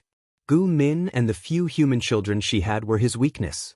Looking at Lu Shi's useless appearance, it was even more glad that it had separated its love back then. Emotions were indeed a hindrance to it, but no matter how much it despised Lu Shi, it couldn't let him run around outside. It had to find a way to take him back as soon as possible. Lu Shi said coldly, "Do you think I will agree to your request if I know that you killed Min with your own hands? You piece of trash." The voice was silent for a while, then said resentfully, "The patrolling merchant is already in this plane." "That person is already here?" Lu Shi's eyes widened in shock. Why isn't he? The main system hid very well. As a part of it, Lu Shi didn't know the exact location of the other party's hiding place. It was normal that the patrolling merchant couldn't find the main system, but Lu Shi had transformed into a human and lost his special ability, so there was nowhere to hide.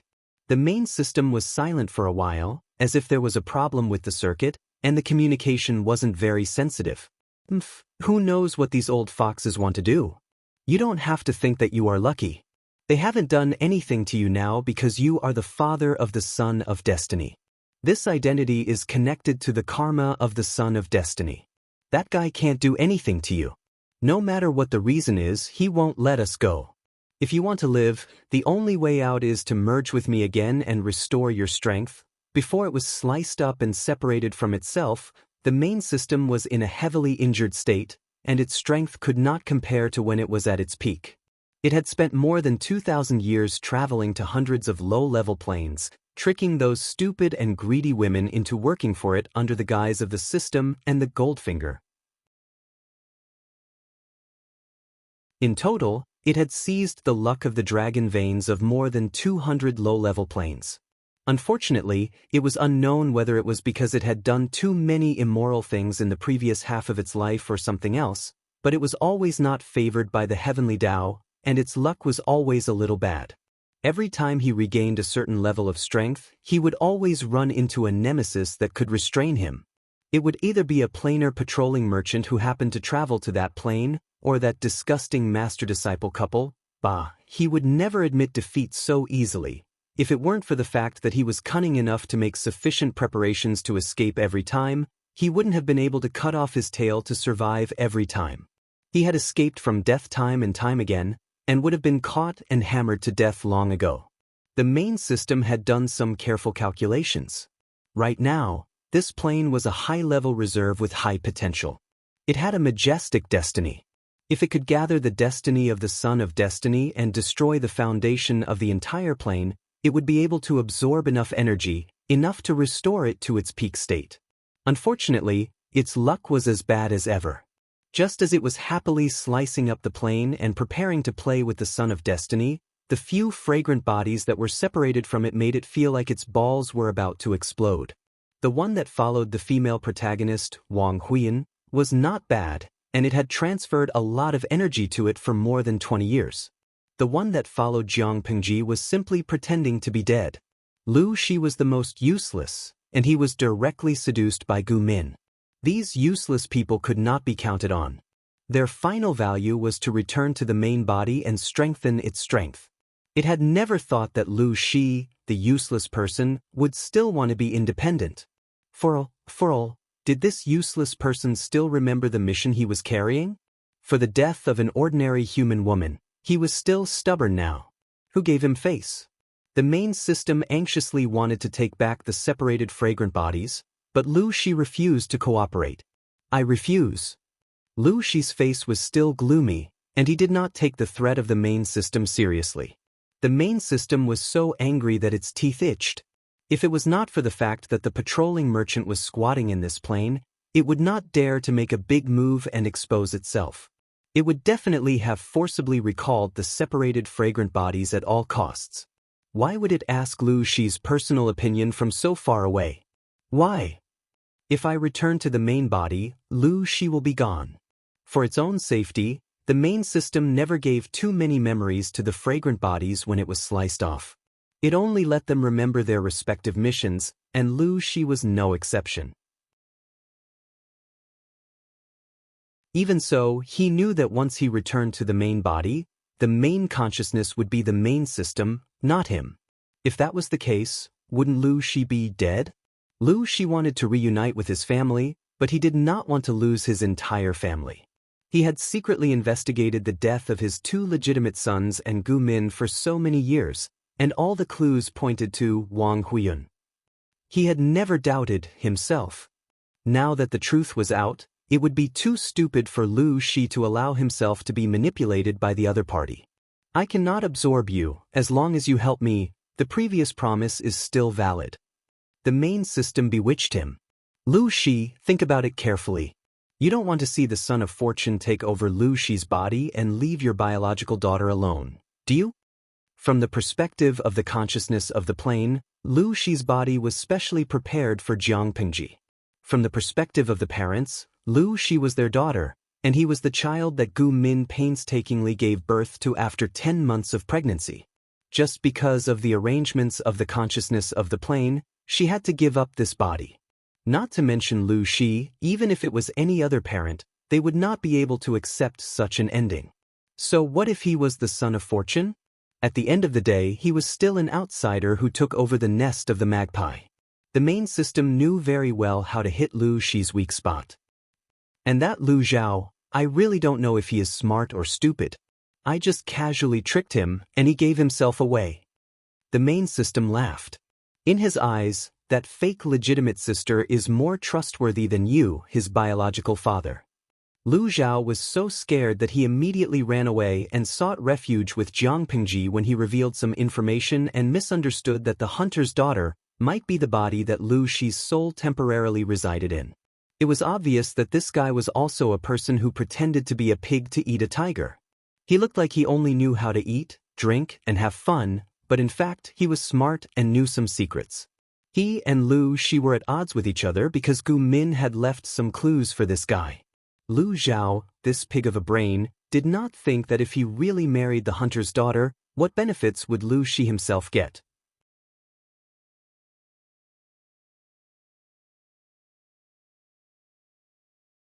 Chapter 1179.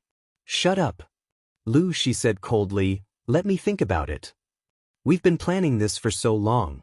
If we give up now, all our efforts will be in vain. The main system was angry. Lu Shi was only a part of it, but now he was talking to the main body in such a tone. Who gave him the courage? Lu Shi frowned impatiently. The more the main system urged him, the more he couldn't trust it. Since Gu Min's death, Lu Shi's heart had died. If it weren't for the main system's promise to let him live, he would have died a long time ago. Now that he knew who his real enemy was, no matter what, he had to drag him into hell and consign him to eternal damnation. I'm worried. You're too cunning.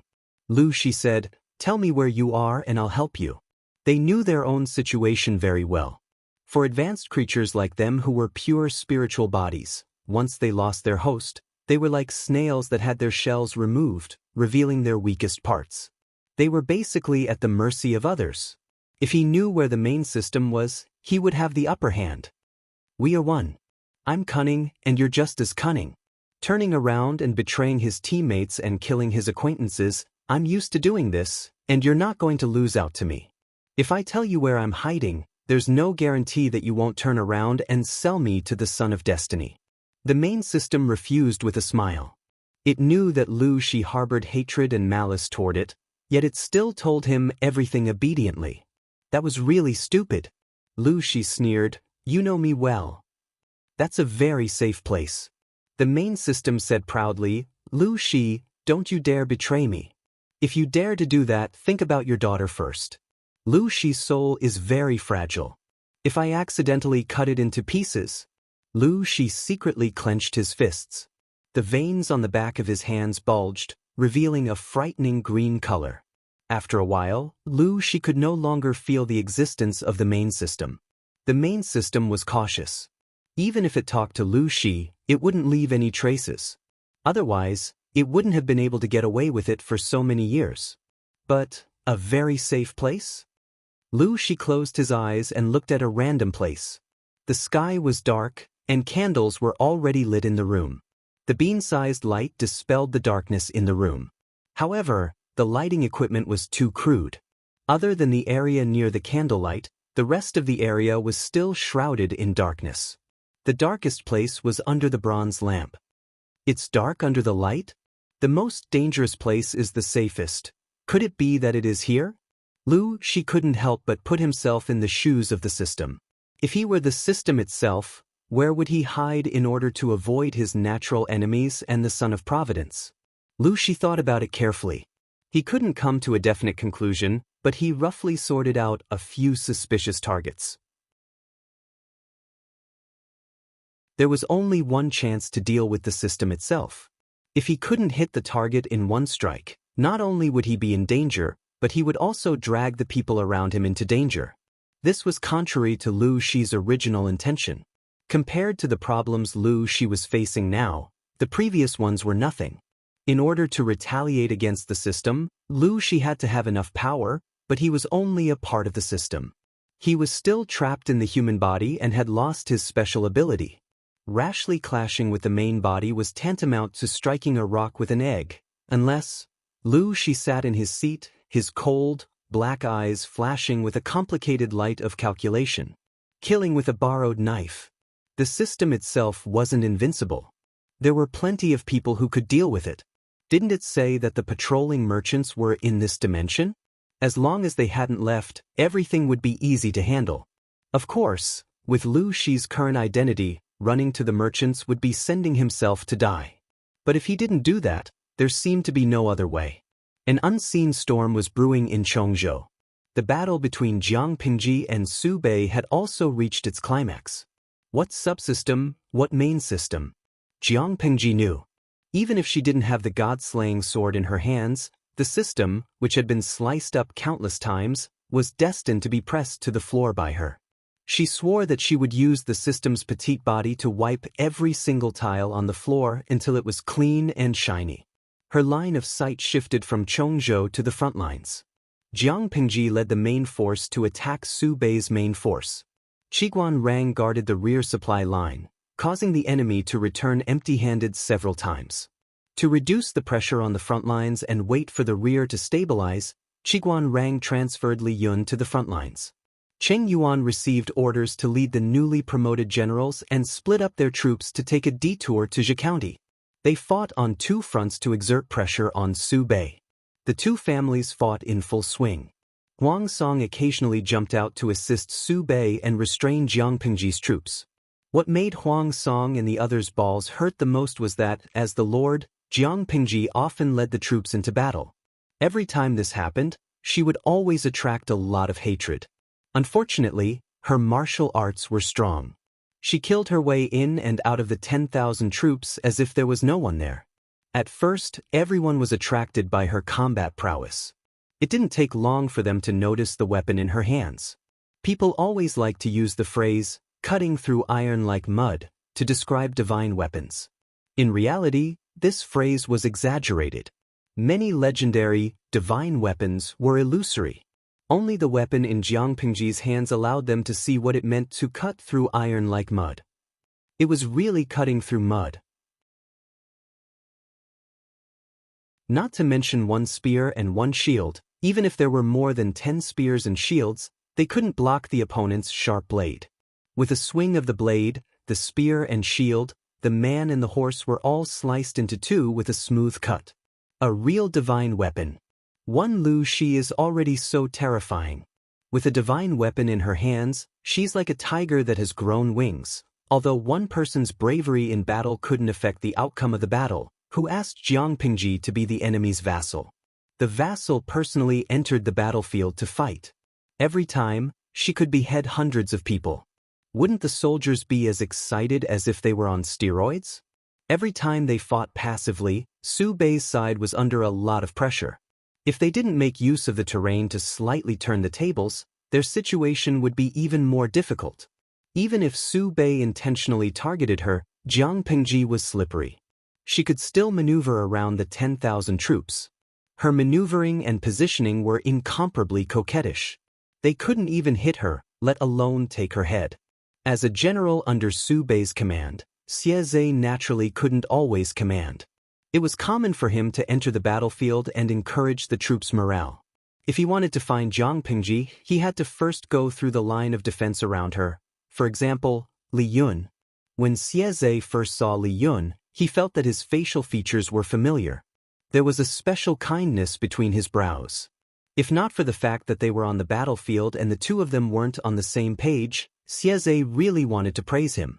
What a handsome young general with a friendly temperament. Even so, he still said something. "You're really good looking. I feel like I've seen you somewhere before." Li Yun's face darkened. He picked up his silver spear and was about to poke a few holes in Xie Zhe's body. "Pleasure." Xie Zhe rode his horse and retreated. He instinctively raised the spear in his hand to block. He used his skillful strength to deflect Li Yun's attack. The two of them were about the same age. They both used long spears. Their spear techniques were outstanding. For a moment, they were evenly matched. However, the more they fought, the more apprehensive they became. They hadn't exchanged blows before, but they knew each other's moves the moment they met. They were able to counter each other's moves. Just as he was about to vent his anger, the troops at the back retreated. Xie Zhe could only give up. You're tuning in to the Wang Lin's Journey YouTube channel. Don't forget to subscribe and join us on this journey to catch the most captivating stories.